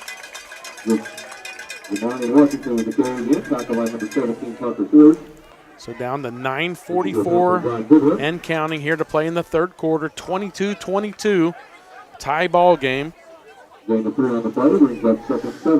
Second and 7. Gave him a pretty good spot there, I think. Well, they've been very favorable with the spots tonight from what I've seen for both sides. They've been very kind and given the extra foot or two. Yeah, I've noticed a couple of times, but wow. So Mack in shotgun. And he's going to pass. Quick hitter, J.J. Kendrick. First down. And, yes, it is going to be a first down. Great route. A couple of big-time passes by Trey Mack tonight, Drew. He missed a couple early on, but after that, he's been firing them pretty good. But the passes that he did miss were, real long, 40-yard. Yep. You have to be really on time with those types of passes. I mean, these little short 10, 15-yard passes, he's been on the money all night. Yeah, 42-yard line, 1st and 10. Hand off to Washington. First couple of guys didn't get him, and he fell forward. Probably a gain of almost 5. They gave him a pretty good spot, or at least the back ref did. Yeah, they moved him back a little bit. So it's at the 46-yard line of the Vikings. Still about a 5-yard gain. Yeah, close to it. Scoreboard shows 2nd and 6. 8:20 and counting. Third quarter, tie ball game. Most likely running situation at 2nd and 6. We'll see. Now there's a lot of people in the box. Yeah, Landon Wheat. Drew, that's a great play. If he breaks that tackle, he's gone. Wow, that was a great tackle by the Buffaloes. You kind of, whenever you're in that situation, they had, a stacked box where you had, 7, 8. You had a one-on-one on the outside with nobody really back. Every time Landon Wheat's had that one-on-one, he goes a little slant, and Mack has hit him every single time on that play. And, it's a good play. I mean, they got to – at some point they're going to bring somebody else out there to help, which will open up the middle. Just different things like that. Us spreading the field's really, going to be beneficial to helping us and helping Jamarion run. 1st and 10 Vikings inside the 30 – inside the 40 of the Buffaloes. And that might be – it's not delay a game. False start by the Vikings. Yep. That should – So 1st and 15 from the Buffalo 44. 7:26 to play, third quarter. Vikings in a tie ball game here. The Frontenac game is about the only game this year that we've really been in a really tight game like this. We have one-on-one on the other side now. We'll see what ends up happening. And he's going to throw it to that side. Landon Wheat, wide open. Dropped it in the basket. That was a great pass. Great timing. I just don't think there's anyone that can cover Landon Wheat when he's one-on-one. Yeah, you can't. I mean, with his height, his athletic ability, his jumping ability, it's really hard. 1st and 10 Vikings from the Buffalo 13. And the last time they were in this situation, Jamarion Washington ran it off tackle to the left side and ran it straight to the pylon for a touchdown. Let's see if they do the same here. It's a pitch to the right, and he's going to get some yards. He's inside the 10, but great tackle. Brought him down at about the 7.5-yard line. That was definitely a shoestring tackle there. So that's going to be a 5-yard pickup. So it's going to be third. It says third, but it should be only second. It's only second down. I hope we don't have this problem again because the stick on the other side says third down, and it should be. Now it is third. How is it third down? No, it's second. Yeah, it's second. Okay. Yeah, they're right. Yeah, they got it corrected. The scoreboard's wrong. The scoreboard's wrong. Well, now they're fixing it. Okay. So because we had that problem at the home game this year, and it took a long time to get it figured out. We have Kendrick on the far side. He throws it to him. Oh, almost intercepted. Picked off. Wow. So Trey Mack led him just a little too far. Kendrick couldn't get to it. So it's going to be 3rd and 5 from the 7. Actually, it's the 8-yard line. So the Vikings still can get a first down and not get a touchdown at the 3. But I'd like to see him just go ahead and punch this in. 6:10 to play, 3rd quarter. Landon Wheat on the far side. If Landon Wheat's one-on-one with this guy on the far side, I just throw it straight to him and let him make him miss and run it in. Hand it off. Nope, Washington, that's a touchdown. Jamarion Washington, touchdown. Vikings lead 28-22 with the extra point coming. 6:06 to play, 3rd quarter. And the Vikings take a 6-point lead. And now Jace Quirin in to attempt the extra point. And snaps good, holds good. Kick is good. Really good. Really good. Really almost out of the park. So 29-22. The Vikings lead by 7. 6:06 to play, 3rd quarter. Let's take a 30-second break. You're listening to Viking football on V93. Labette Community College is meeting the need for an increased demand in qualified radiographers. Our radiography students will train on the latest technology in a hospital simulation environment. I wanted to be able to go into a career where I could help people. And if you're going to go into that field in this part of the four-state area, LCC is the only place to come. Tuition is nearly half the cost of universities. Scholarship and financial aid available for those who qualify. Text radiography to 620-293-6671 for more information or visit labette.edu.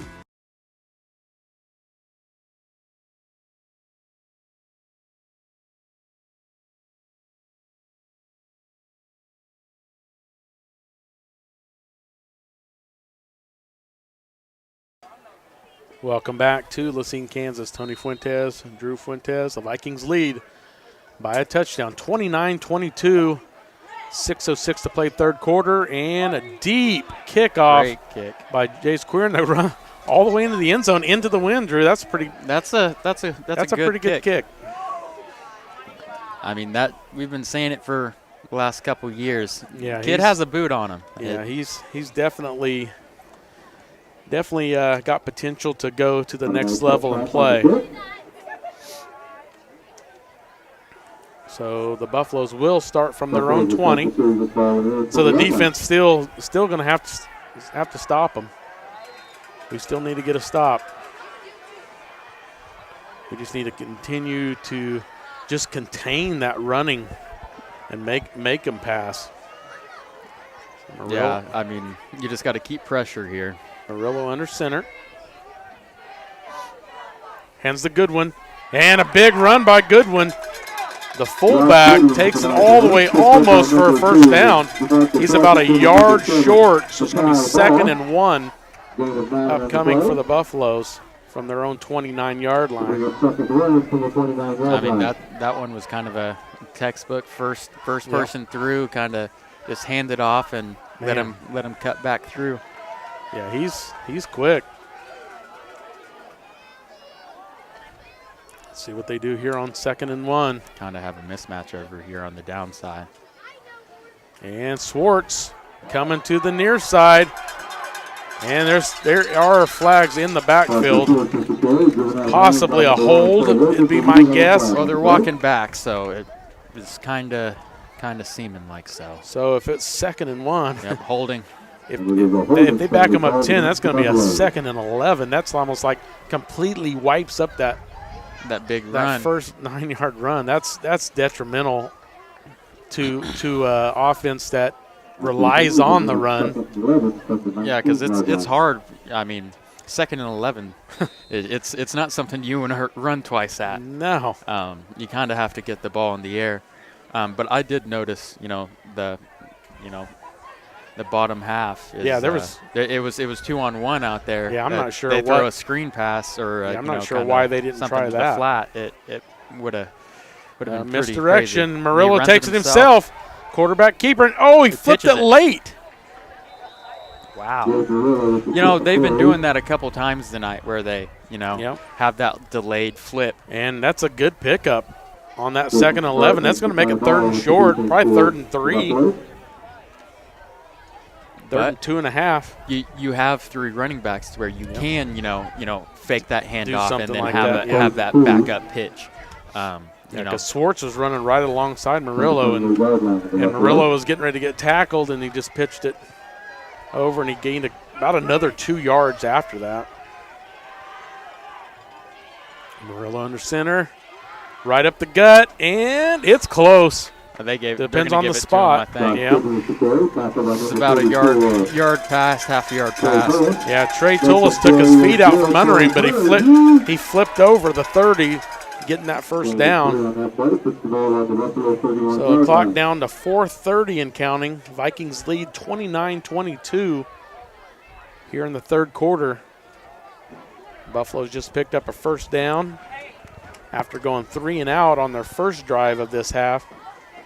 They got a first down on the first set of downs here in the 2nd drive of the half for them. So it'd be Swartz up the middle. Missed a couple missed tackles there. Picked up about 7 on the play. That's a real good run. I mean, it's just they have a very, very, fundamental, great blocking, run game. They hit the holes. I mean, and that's the thing is it's so hard whenever you switch back from Schwartz to all these other, it's almost Godwin like an off. Williams, Goodwin and Williams. Yeah, I mean it's so hard to have that off. Chandler Henson was in on that tackle. He did have a high ankle sprain last week, but is able to play tonight. He was a little gimpy coming across the field earlier, we noticed. He's still kind of limping around a little bit, but he is out there playing. But that is another first down for the Buffaloes. Picked up 2 yards there to get the first down. Yeah, that was a good one on the run for the 2 yards. I mean, and that's the thing is having, that 3 running back. I'm gonna stand on that and keep repeating that. I mean, all night. It's so hard to stop. It's so hard. Especially when you got Swartz coming from the tight end on the line coming around. And that time Williams did it. Oh, fumble! I think Parsons got it. Parsons covers. That's Chandler Henson on the recovery. Chandler Henson, we just talked about him. And I think he's the one that came up with the ball. Big play for the Vikings there. Murillo with that late pitch. We just talked about it. And that's the one thing that will do is if you're getting hit and you try and pitch it, I mean, that ball's going to jar loose. Brings so many variables into it that you should just not have. If you just go down with it, that doesn't happen.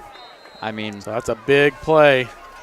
Vikings get their first turnover, and let's see if we can capitalize on this. 29-22, 3-minute mark of the 3rd quarter.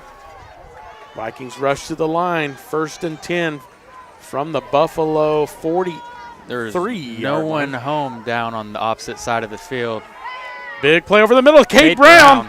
Cade Brown. About a 20-yard pickup on first down. And it's going to be 1st and 10 from the 25. 18-yard pickup for Cade Brown there. Wow, that's impressive. Cade Brown just continues to play both sides of the ball, and he's a good kid, and man, he wants to win. Yeah, he's kept his energy on both sides of the ball tonight. I mean, he's played a lot of snaps on both sides of the ball, and I mean, it just shows you, the energy and the talent that kid has. Martin Washington right up the middle, breaks the first tackle, falls forward for a gain of 3. Landon Weed still is getting that one-on-one, Drew. Man, well, I noticed earlier he was kind of, when he was walking back, he was kind of almost limping a little bit. But he's holding his back right now. That's what I was kind of thinking. He was kind of like, it looked really odd the way he was running back. So it looked like he was kind of, he's still grabbing at that back. He's holding his side or his back. So we'll see. But yeah, he keeps getting this one-on-one with nobody back. I mean, it's kind of hard to to let go. Yeah. Well, There's pass to Kendrick. J.J. Kendrick. He was open, but he was out of bounds. What a great catch! But he was just a foot out of bounds. If he would have been 1 foot Yeah, I mean to the east, that would have been either on the one or a touchdown. Yeah, and that's also, I mean, you want to kind of throw it away from the defender. You don't want to give them a chance at it either. So, honestly, good play. Wynn maybe kind of blew it, one way or another. No matter what, nothing lost. It's going to force a 3rd and 7, which I feel this is 4-down territory here no matter what. So if you look at it that way, you got 2 plays to pick up that 7 yards. You look at it that way, it's almost a run play here. We'll see what he does. Nope, quick hitter to Wheat. I think he got the first down. That's a first down. Yeah, he made sure to look get at him to holding that his stick. side though, Drew. Yeah, I'm telling you, he's hurt. It's something that lower back. It looks like it's not something's. He's still playing through it though. He's fighting through it. I mean, he's gotten quite a few receptions tonight that have really, really propelled the Vikings to. This might be the most receptions yards that he's had in his career, I think. I mean, he's had a great night. Yeah, we got too low. Back in shotgun, 1st and 10. Washington to the left side, and he's going to score. That's a touchdown. That's a touchdown. He reached out for the pylon. Oh, they were calling him short. Short at the 1. It's going to be 1st and goal from the 1. Washington wants the touchdown. Oh, he dove for it. Wow, I thought he hit the pylon. I thought it was. But he definitely did. We're as far away from that where that play is as we could possibly be. Yeah, exactly. It's a long ways away. Yeah, the pylon is still in the middle of the end zone. That hasn't been picked up. But, he definitely reached out, I think, maybe when he was diving. Yeah, I think he's going to get another opportunity here. And off to Washington, right up the gut, walks in. Yep. And that's a touchdown for the Vikings. Get the Vikings. It'll be a 35-22 lead with Jace Quirin coming on for the extra point at 1:04 to play here in the 3rd quarter. The Vikings continue with the scoring here in the 2nd half, which has been big. Jace Quirin up, and it's good. So 2 touchdown lead now for the Vikings, which could loom large. 36-22, 1:04 to play. Let's take a 30-second break. You're listening to Viking football on V93. At Labette Community College, we're passionate about medicine and compassionate about people. Our highly trained instructors provide innovative career-specific education in the field of diagnostic medical sonography. Do you already have an associate or bachelor's degree in healthcare? Earn an additional certification in sonography. LCC offers a 12-month completely online program with a clinical component. In as little as 1 year, specialize in OB, abdomen, or vascular. For more information, text pound SONO to 620-293-6671 today. Apply online at labette.edu.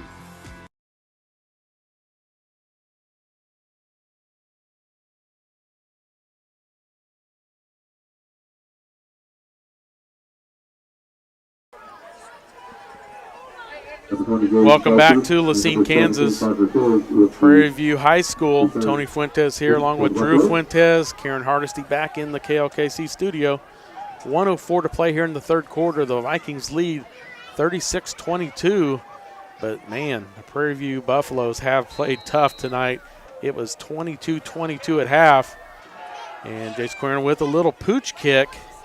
And it's picked up and great tackle by Caden Berry. Man, I've said it numerous times this year. Those kids that wrestle can tackle. Oh, yeah. I mean, he is a state qualifying wrestler. I mean, he can bring you down. And, man, he wrapped him up and just turned him. Yeah, I mean, that's the one thing about, doing things like wrestling, having that, program, tied in with football really can Cade help. Brown wrestled last year and was like a point from going to state last year as a junior. And if he decides to, I mean, he'll probably make it this year if he decides to wrestle. I'm not sure if he will or not. And handoff to Swartz, right up the gut, picks up about 8. So they're continuing to run the ball well. They Yeah, just had a couple of penalties that kind of shot them in the foot, and then they had that turnover on that last possession. Yeah, and I mean, that just kind of comes with playing a little bit of awareness. I mean, you know, a lot of people would say, you know, IQ when it comes to being on the field, you know, knowing the position that you're in and you know, not making those dumb choices. Yeah, when we've got, you know, it looks like, you know, they're just in run formation almost every time. They do have a couple wide receivers They out have one wide, out there. and they throw it to him, and it should have been picked off. I think it caught us off guard a little bit. It did. Well, I mean, that's the thing, though, is you don't really expect for somebody to throw it whenever they only have one Especially wide when out. it's on 2nd and 2, and they've Yeah. been running it every play. They've thrown the ball twice, and one time was right before half, and it was just like a heave. Yeah, to try and get something. Yeah, I mean. Yeah, I think in a normal situation, that could possibly be a pick 6 for Jason Smart. Yes, 100%. It kind of surprised him, kind of. But he still got a hand on it, knocked it down. Yeah, I mean, he jumped on it pretty quick. So now it's 3rd and 2. And right up the middle with Swartz, and he breaks the tackle. Yeah, and the Vikings are trying to strip the ball. Yeah, they weren't tackling. There's two guys in there trying to strip the ball. Yeah, they were just kind of having a couple guys sit there and kind of try and hold them still while they were trying to get that ball out. Yeah, they were unsuccessful on that one. I mean, at this point in the game, you want that, but you also want to kind of just stop the ball. Yep. You know, stop. As I wasn't even paying attention. It's the end of the 3rd quarter. So at the end of the 3rd quarter, your score. Vikings 36, Prairie View 22. Let's take a 1-minute break. You're listening to Viking football on V93.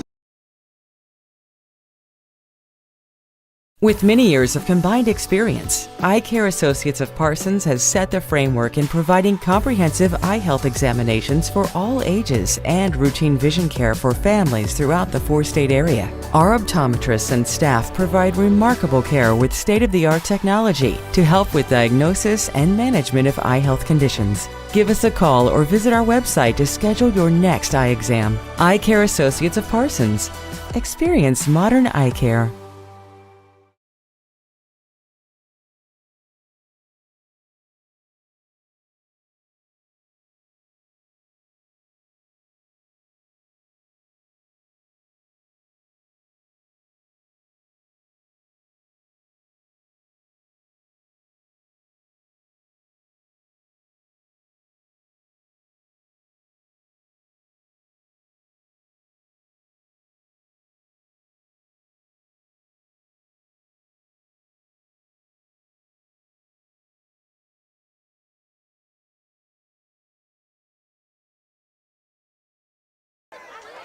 Run up the middle by Goodwin. Run up the middle, about a 7 or 8 yard pickup on 1st down. Welcome back here to Lacine, Kansas. Going to be 2nd and 2 for the Buffaloes, and they're just barely across into Viking territory at the 49. So 11:33 and counting here in the 4th quarter. So the Vikings defense has definitely bent tonight, but hasn't broken. They've given up the most points they have all year, but they're still playing well. Great play there. They stopped Schwartz in the backfield. I think Jamarcus Washington and Cade Brown were both in the backfield and knocked down Schwartz for a loss of 1. So it's going to be 3rd and 3. Right on midfield. But the clock is the big thing, and you know when they're running the ball, you know they're not any really sense of urgency. I mean they're taking quite a bit of time. That could end up coming to bite them. Yeah, we're down to 10:45, and Murillo pitches it, and it's Williams. But That's wow, a good stop. If that is a hold, Drew, I would decline that. And you're well, I don't know, because then if it's 4th and 5, I mean, no, you're declining that, making them kick. I don't think they're going to kick though. 4th and 5, I mean, well, even then, that kind of forces them to. Because instead of 3rd and 3, it's 3rd and 13. Well, They're accepting. Yeah, they're it. backing them up. Third and 13. I mean, you got to think about it. So that's almost forcing them to pass. Well, it ends up being second then. Hold right? on, they haven't. Because if it it was already 3rd and 3. Was it third? Yeah, it was 3rd and 3. Ladies and gentlemen, we also have a key turned in that was found on the football Well, I mean, you're field. giving them they're backing them a up. new opportunity, but they haven't been very successful at throwing the ball. So that does Third and 13 now. 10:40 to play, 4th quarter.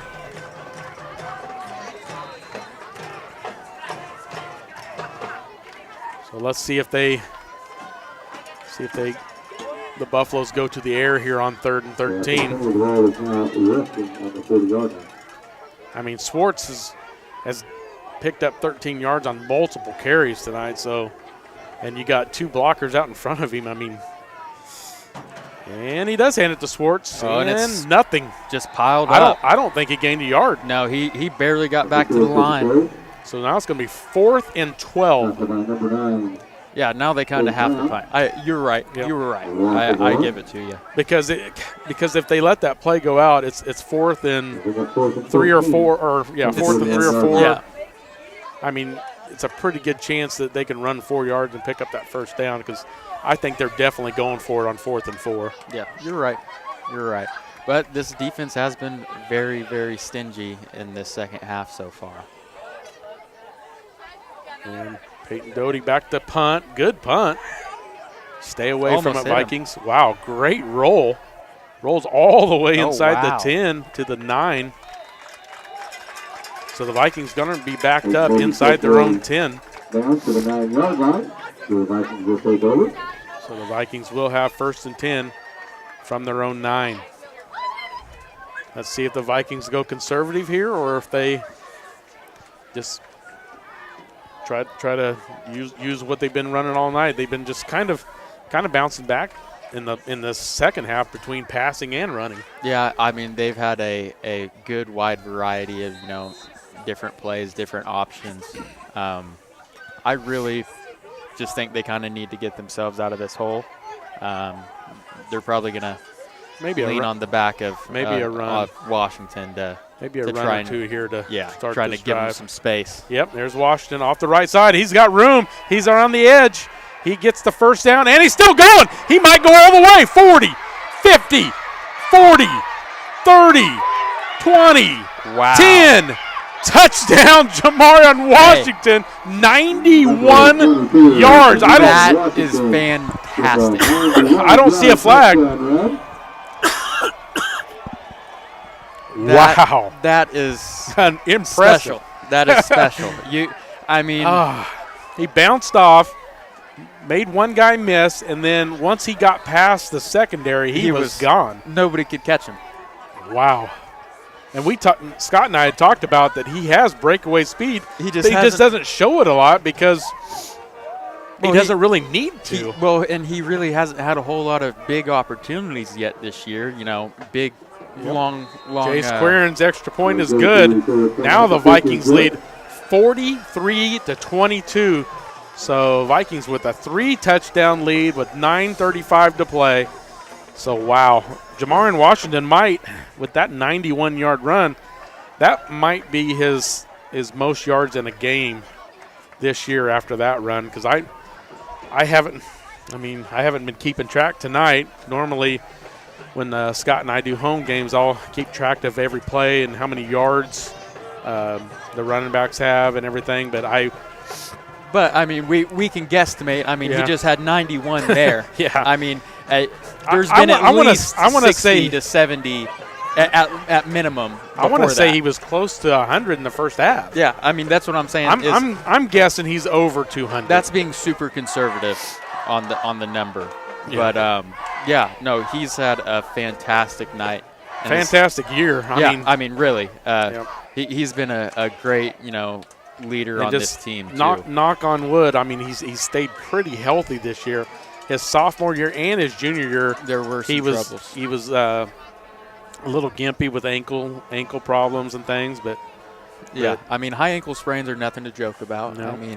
They are definitely something that football football, basketball, I mean, all those things, it takes a while to be back to 100% after those things. So it's good to see him, fully healthy, fully out here being 100%, and it shows, and it's a lot of fun to watch. It's surprising, after that 22-22 halftime, to see now a 21-point lead. Yeah, and to hold him scoreless in the second half so far. Yeah. I mean, that's something that is huge. Yeah, and Jace Quirin kicking with the win now.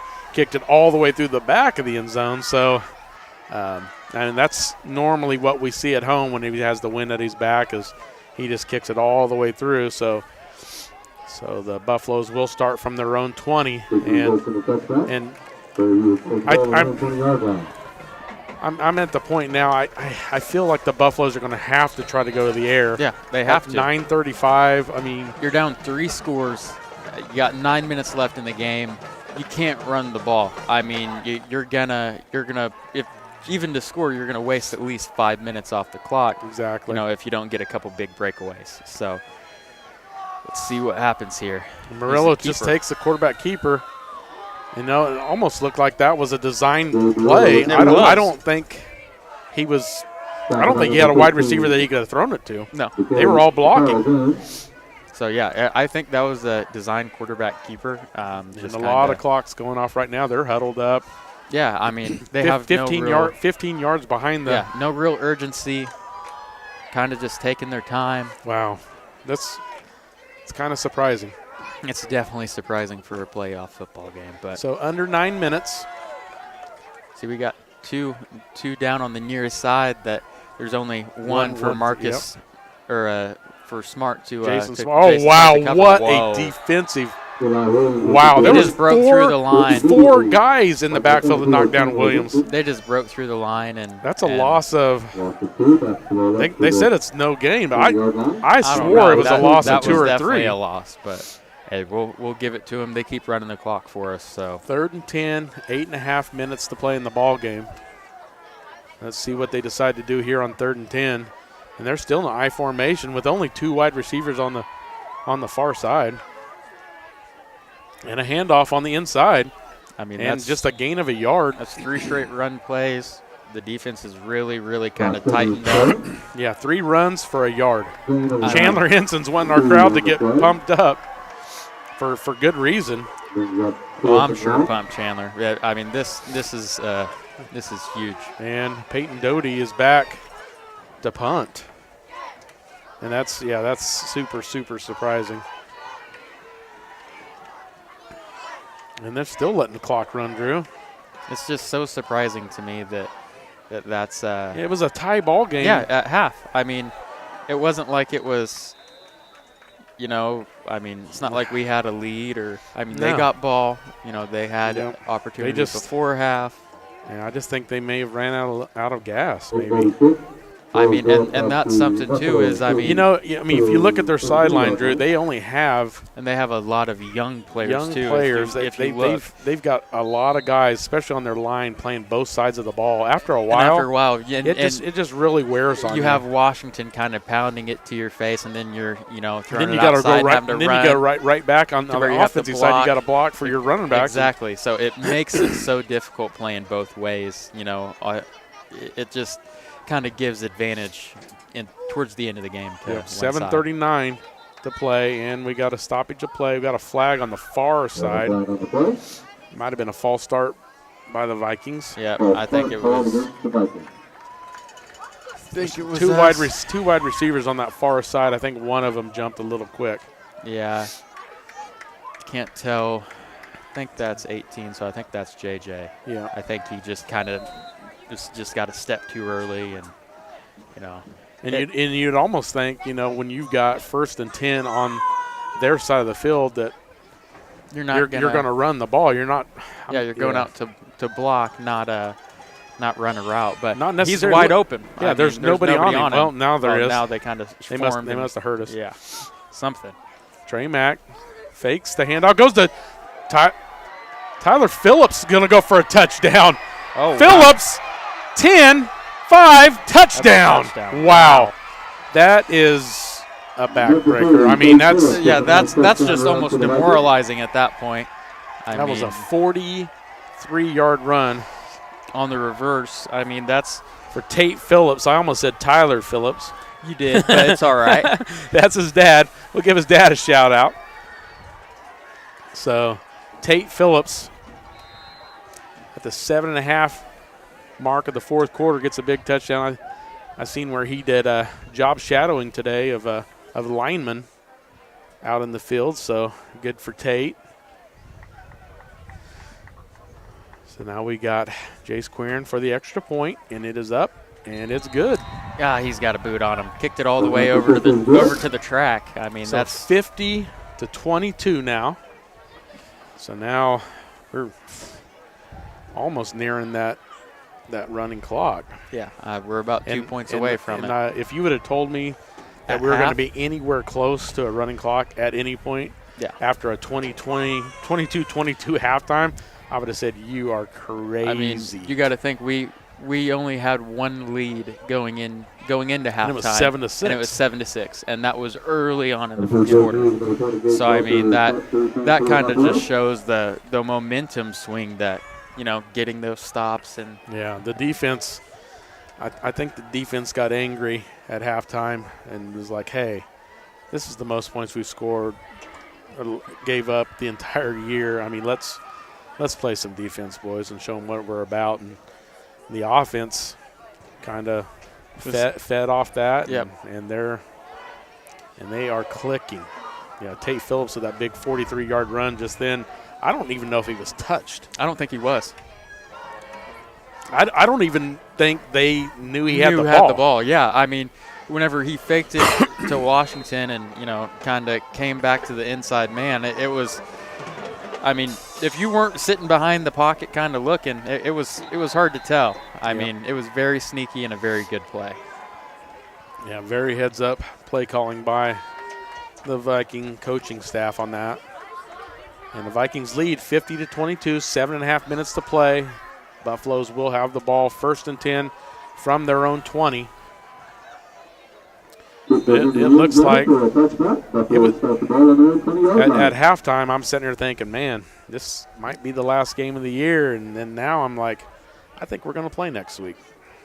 Yeah, I mean, at this point it would be a very big surprise if we don't play next week. Yeah, so. And a run right up the middle, which I mean, great stop. It's just crazy that they're not trying to at least throw at even a little bit. But that's the thing is, I mean, we have a lot of, you know, very fast, very athletic, you know, can go up and get a ball. Yeah. I mean, you don't want to throw a jump ball against this Parsons defense. No. I mean, you're asking for a pick. Yeah, but it's definitely shown that they're very one-dimensional. Yes, there's not a whole lot of depth when it comes to which is great if you're able to continue to do it. But if you got a team that's scoring, well, here as we say that, here's Williams around the corner. Yeah, I mean, they've done that all game. They do a great job of doing that. But whenever it comes to situational football, it's a great run. But you're down four touchdowns. Down 4 touchdowns with under 7 minutes, and you're still running the ball every play. It makes it difficult to really try and mount a comeback. Yeah. It's almost at this point they've virtually thrown in the towel. They're just kind of letting that happen. Going through the motions. Just going through the motions here. Murillo hands off. That's a great little pitch out. Oh, Williams has it. Yeah. Oh, that was a great pursuit tackle there. First down. Yeah, that was. I think it was Trey Logan on the tackle there, maybe. It was that same, you know, kind of a quarterback keeper, goes to the outside and just flips it last second right at the line. And that was a great play there. Yeah, I mean, that's the benefits of that play. I mean, and then you know, we've seen the negative aspects of that play as well earlier in the night. I think that was Stevie Logan on the tackle.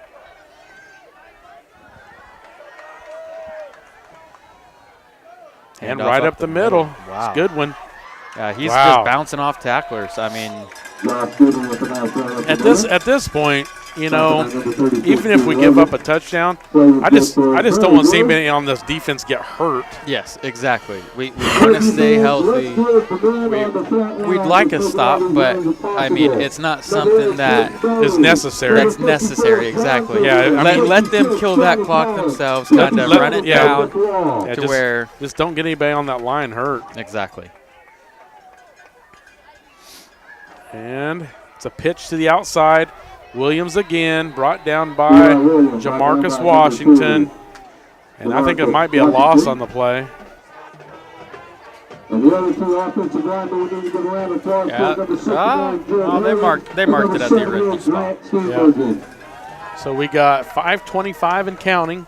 50-22. Vikings with a 4-touchdown lead. And Prairie View not in a whole lot of hurry. And they do come to the line now. And they got Goodwin and Williams in the backfield, but Swartz is out there. Let's see, they go to Goodwin on the inside handoff, and not much there.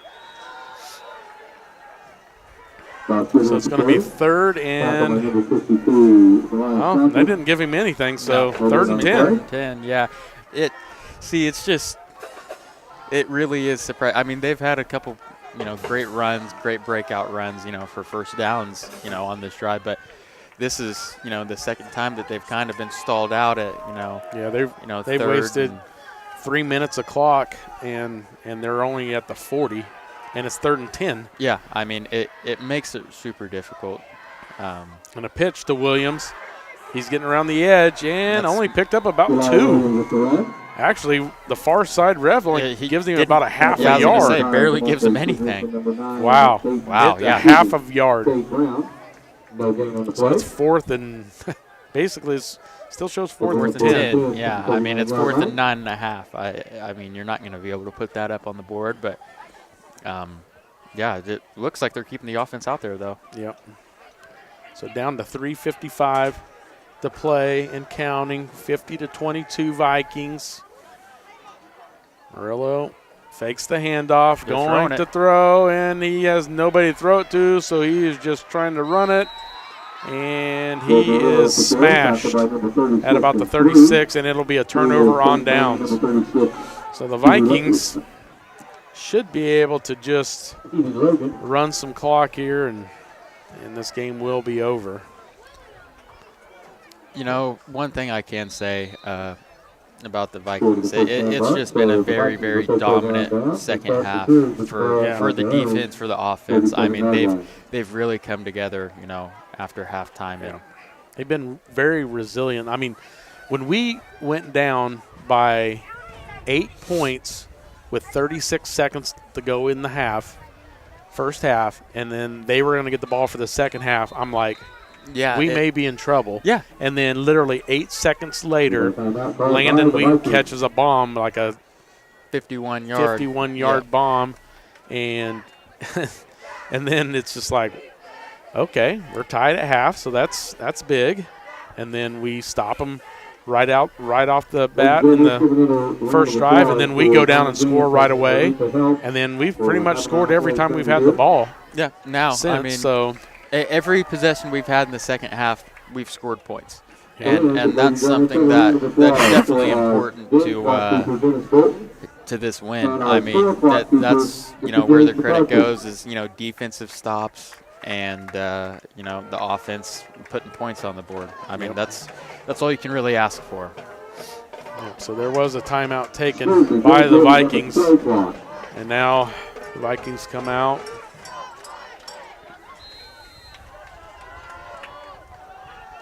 First and 10 from their own 37-yard line. Mack and shotgun, fakes the handoff. He does hand off. Nasir Haygood on the carry, picks up a couple. At this point, we don't need points. We just need the clock to run. Yep. Keep the ball in play, keep it in bounds, keep it on the ground. Yep. So the clock is still running down to 3:20 and counting. And the play clock is at 30, so I mean, we can run it down to inside 3 minutes for sure before they have to snap the ball. Basically 2:45 is about where it's at if you run it down to 1. The Buffaloes do have all 3 timeouts, and just for our sake of having to drive an hour and 45 minutes back home, I hope they don't use any of them. But we'll see. And Trey Mack in shotgun. Washington in the backfield. Haygood in motion. Pitch it to Haygood. Haygood spin move. He's still running, but I don't think he got he might have got 2 yards on the carry. It's going to be about a third and 6, third and 7. Scoreboard shows 3rd and 7, but it'll be under 2 minutes. If they don't call a timeout, it'll be under 2 minutes before they have to snap this ball. I don't see them.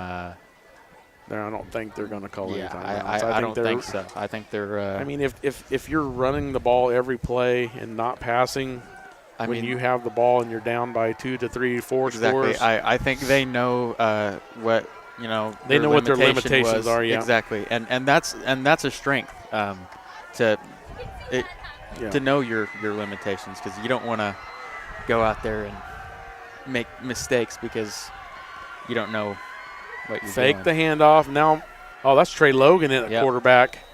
And no gain on the play. And now it looks like Quirin is going to come in to punt. And the clock is still running. It'll be close to under a minute. It will be under a minute if they don't take a timeout. If they don't take a timeout, if Quirin lets it go down to inside the 5-second mark of the play clock. So the Buffaloes have no intentions of stopping this clock. It doesn't look like. It's already down to minute 12. And Vikings have a player running late onto the field that's going to be on the line. So pretty important spot. Now Quirin to punt. Decent punt. It's going to go inside the 25 and missed tackle at the 25. Now reverse field and tackled at about the 28. So 47 seconds left on the clock. Vikings lead 50-22. The Vikings will win this game, and they will move to 9-1. And I'm not sure what the score is up at Topeka Hayden, but Hayden is hosting Santa Fe Trail tonight up in Topeka. But if the Vikings, the Vikings are going to win, so the Vikings should host Topeka Hayden next week if Hayden holds on to win. But if Santa Fe Trail somehow upsets them, it could be. It looks like Hayden is up 28-18 in the fourth quarter. So Hayden has a 10-point lead, two possession lead in that game. So that was as of 7 minutes ago. So we are down to inside 30 seconds, and the Buffaloes don't have to snap it. If they don't snap it, this ball game is over. And I don't think they have any intentions on running another play. I think this game is over. Do you agree, Drew? Yeah, I don't think that they have any real reason of wanting to snap this ball. Or needing to. I mean, 4, 3, 2. And I think that is the ball game. So the Parsons Vikings win 50-22 with a dominating second half defense shutout. It was tied 22-22 at half. The Vikings come out with the win 50-22. And let's take about a 4-minute break, and then we'll come back for the Bowen Pharmacy postgame report, and we'll see if Coach Scheibe's going to make his way up here. So let's take a 4-minute break, and then we'll come back. You're listening to Viking Football on V93. My name is Bria, and I'm a pharmacist at Bowen Pharmacy. I'm here today to tell you about one of our patient programs, Meds to Beds. Bowen Pharmacy South is located in the medical office building at Labette Health. Our staff works closely with the doctors, nurses, and social care workers to ensure that your transition out of the hospital is an easier and more convenient experience for you and your loved ones. If you are having inpatient or outpatient surgery, we will get your medications directly from your doctor and deliver them right to your hospital bed. If you are having a baby, we will get your medications or anything else that you may need to get your family home without the hassle of making several stops along the way. Whether you're here for a few hours or a few days, we are here at Bowen Pharmacy and Bowen Pharmacy South to help get you well without any interruption in transition of care. Just ask for Meds to Beds.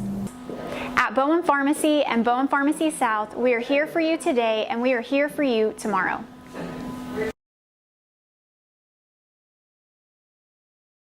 V93.5 is your home for the best variety of the 80s, 90s, and today. Get your day started with the Anna and Raven Morning Show. You're the judge during couples court. Couples share their disagreement, and then you decide who's right. Think you know pop culture trivia? It could pay off, and you score the cash jackpot when you play Can't Beat Raven. Krause in the House gets you home every weekday afternoon starting at 2. Stream us anytime, anywhere at klkcradio.com.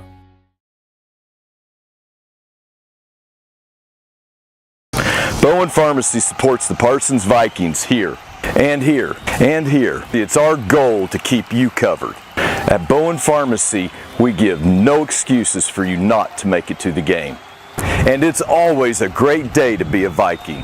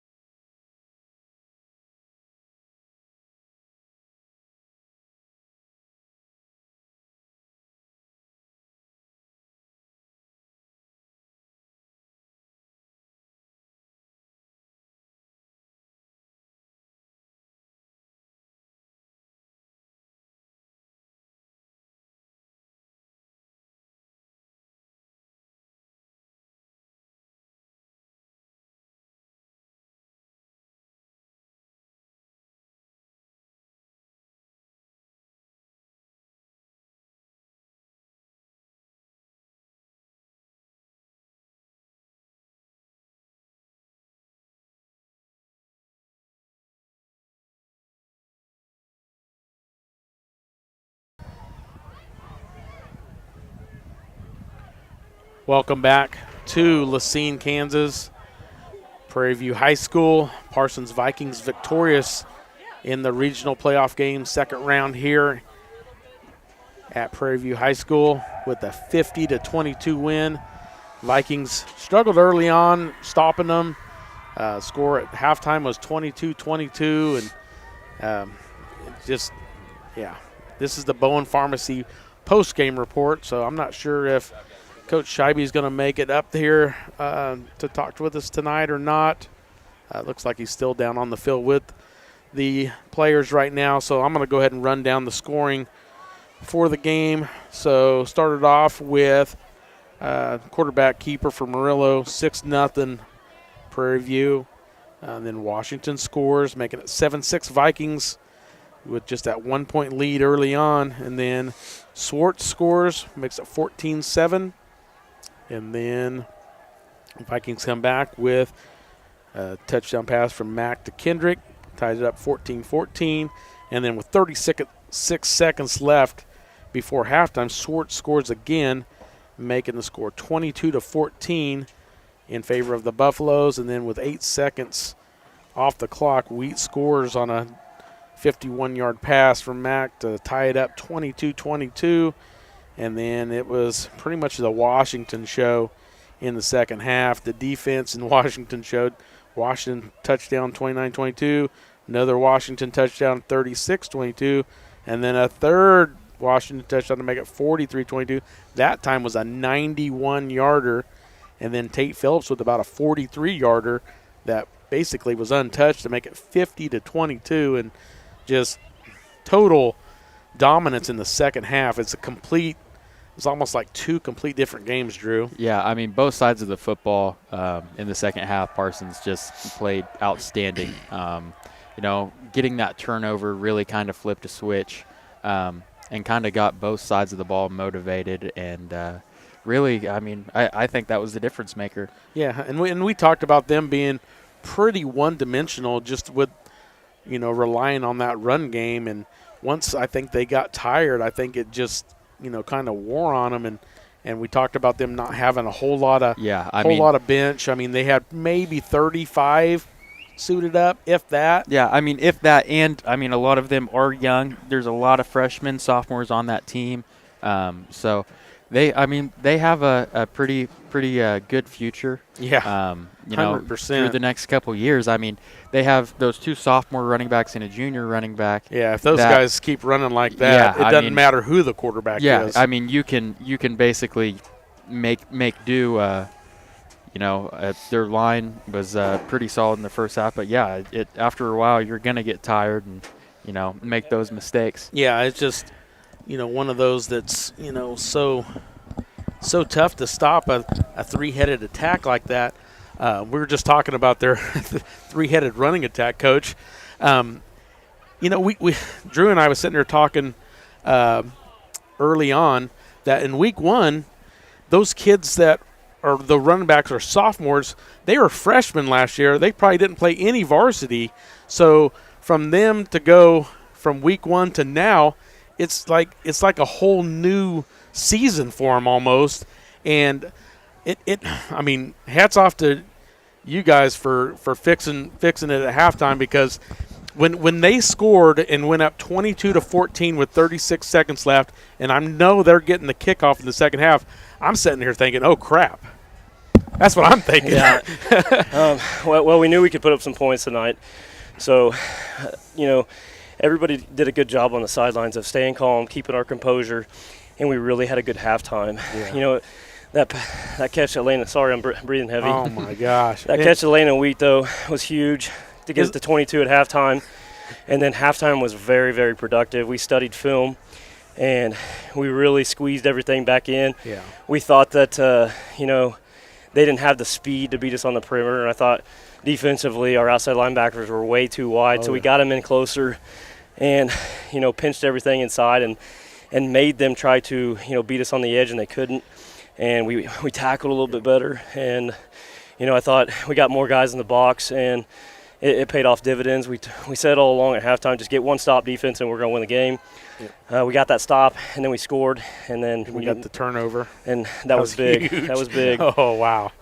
Getting up 14 on a team like this is huge because, you really put the pressure on them, because it's a team like this is hard for them to score quickly. Yeah, because they're pretty much one-dimensional. I mean, on the offensive side. On the offensive side, because I want to say they only threw the ball 3 times. Yeah, and I mean they've thrown the ball 24 times all year, and that's a lot.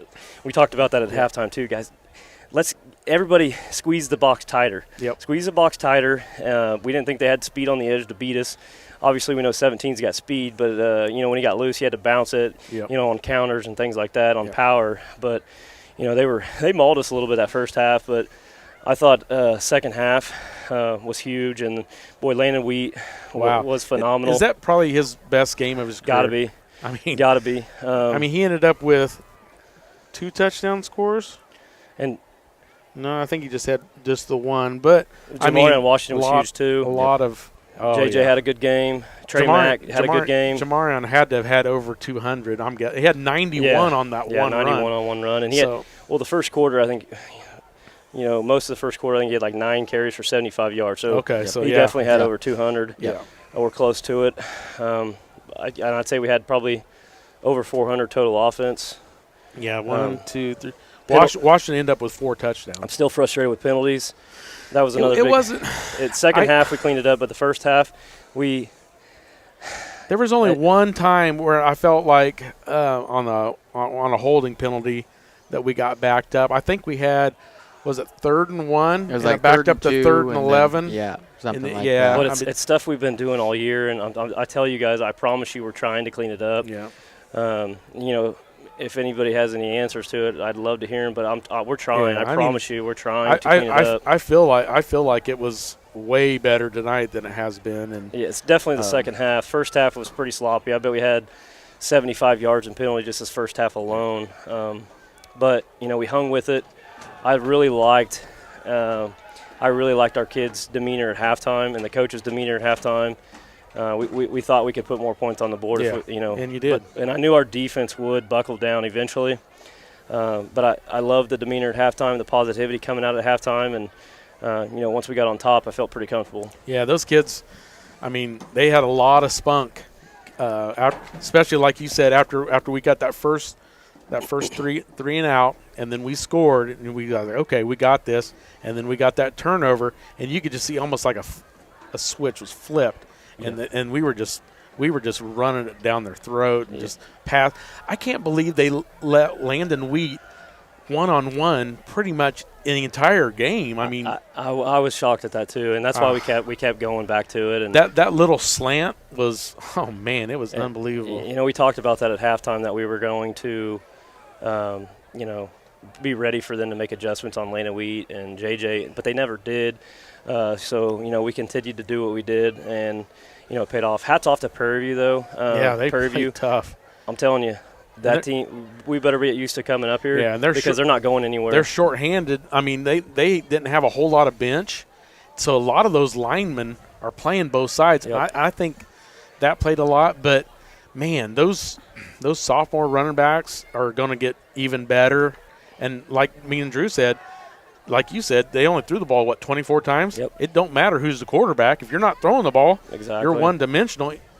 You can hand the ball off. As long as you don't fumble it, yeah, they're going to be tough. They're going to win their district again next year, So we should probably get used to coming up here. Yeah. Unless, if we want to not come up here next year, then we need win to win our district. Yeah. So, Prairie View's not going anywhere. So get used to Parker Schwartz and the Goodwin kid. Yeah. He's a big they're kid. Loads. They're loads. Yeah. And I think, prayers out to Parker Schwartz. I think he broke his arm there late in the game. Oh, no. I did notice that he wasn't in those last couple of drives. Yeah, we saw him run off to the locker room, and we heard that he might have broke his arm. So if that is the case, then hats off to that kid and prayers with him, and hopefully he gets a speedy recovery moving forward. No kidding. So I know after you guys celebrate tonight, you're going to start looking ahead towards next week, and most likely we will host. And Hayden is ahead 36-24 late in the fourth quarter. Well, that's closer than I thought it would be. So 12-point game, and the other team just scored, I think. Yeah, it was 28-24, and then Hayden, scored a 38-yard rushing touchdown. Wow. And they got the 2-point conversion as well. So Hayden's up 38-24? Yeah, by 12. No, 36-24. 36-24. How much time's left? Under 5 minutes. Yeah, that game's over. Yeah, so let's expect Topeka Hayden at Parsons next week. And I feel, even though our defense gave up 22, I feel like, the defense has played solid all year, and the offense came to life tonight. Man, well, if anybody's followed Prairie View this year, they're actually leading 3A in rushing yards at 400 yards a game. Wow. So yeah, to hold them. I thought they had probably 225-ish, somewhere around there. That's just a guess off the top of my head, but yeah, that team's leading 3A in rushing, and we can tell why. But I thought both games we obviously the first half didn't go our way, but second half we really tackled well and squeezed the box and did a good job. Yeah. Well, Coach, congratulations, and we'll hopefully have this conversation saying same thing next Friday night at Marvel Park. Do it again. So we're tough at home. I think we're 13-2 the last 3 years at Marvel Park. Yeah, and that's awesome. The two losses that we had was Tyler Little's last second catch, and then Frontenac last year. Both games we should have won. So anything could happen at Marvel Park. So let's get a little Marvel magic going on next week. Heck yeah, let's bring the crowd out. 7 o'clock next Friday night, Parsons, Kansas. Be there. So thank you, Coach. Thank Congratulations. You guys. I appreciate you guys coming up here and doing this game. No problem. All right, we'll see you guys later. All right, that is Coach Jeff Shivey of the victorious Parsons Vikings tonight. So the Vikings with the win, 50-22. Drew, any last thoughts? I think it was a great game. Parsons played a great second half. The kids really came out and showed their grit and, their fight. And I'm just looking forward to see what they can do next week against a Topeka Hayden team that is undefeated. I agree. So. Well, that's all I have here from Lacine, Kansas. This is Tony Fuentes, Drew Fuentes, and Karen Harsey back in the KLC studio. We'll see you next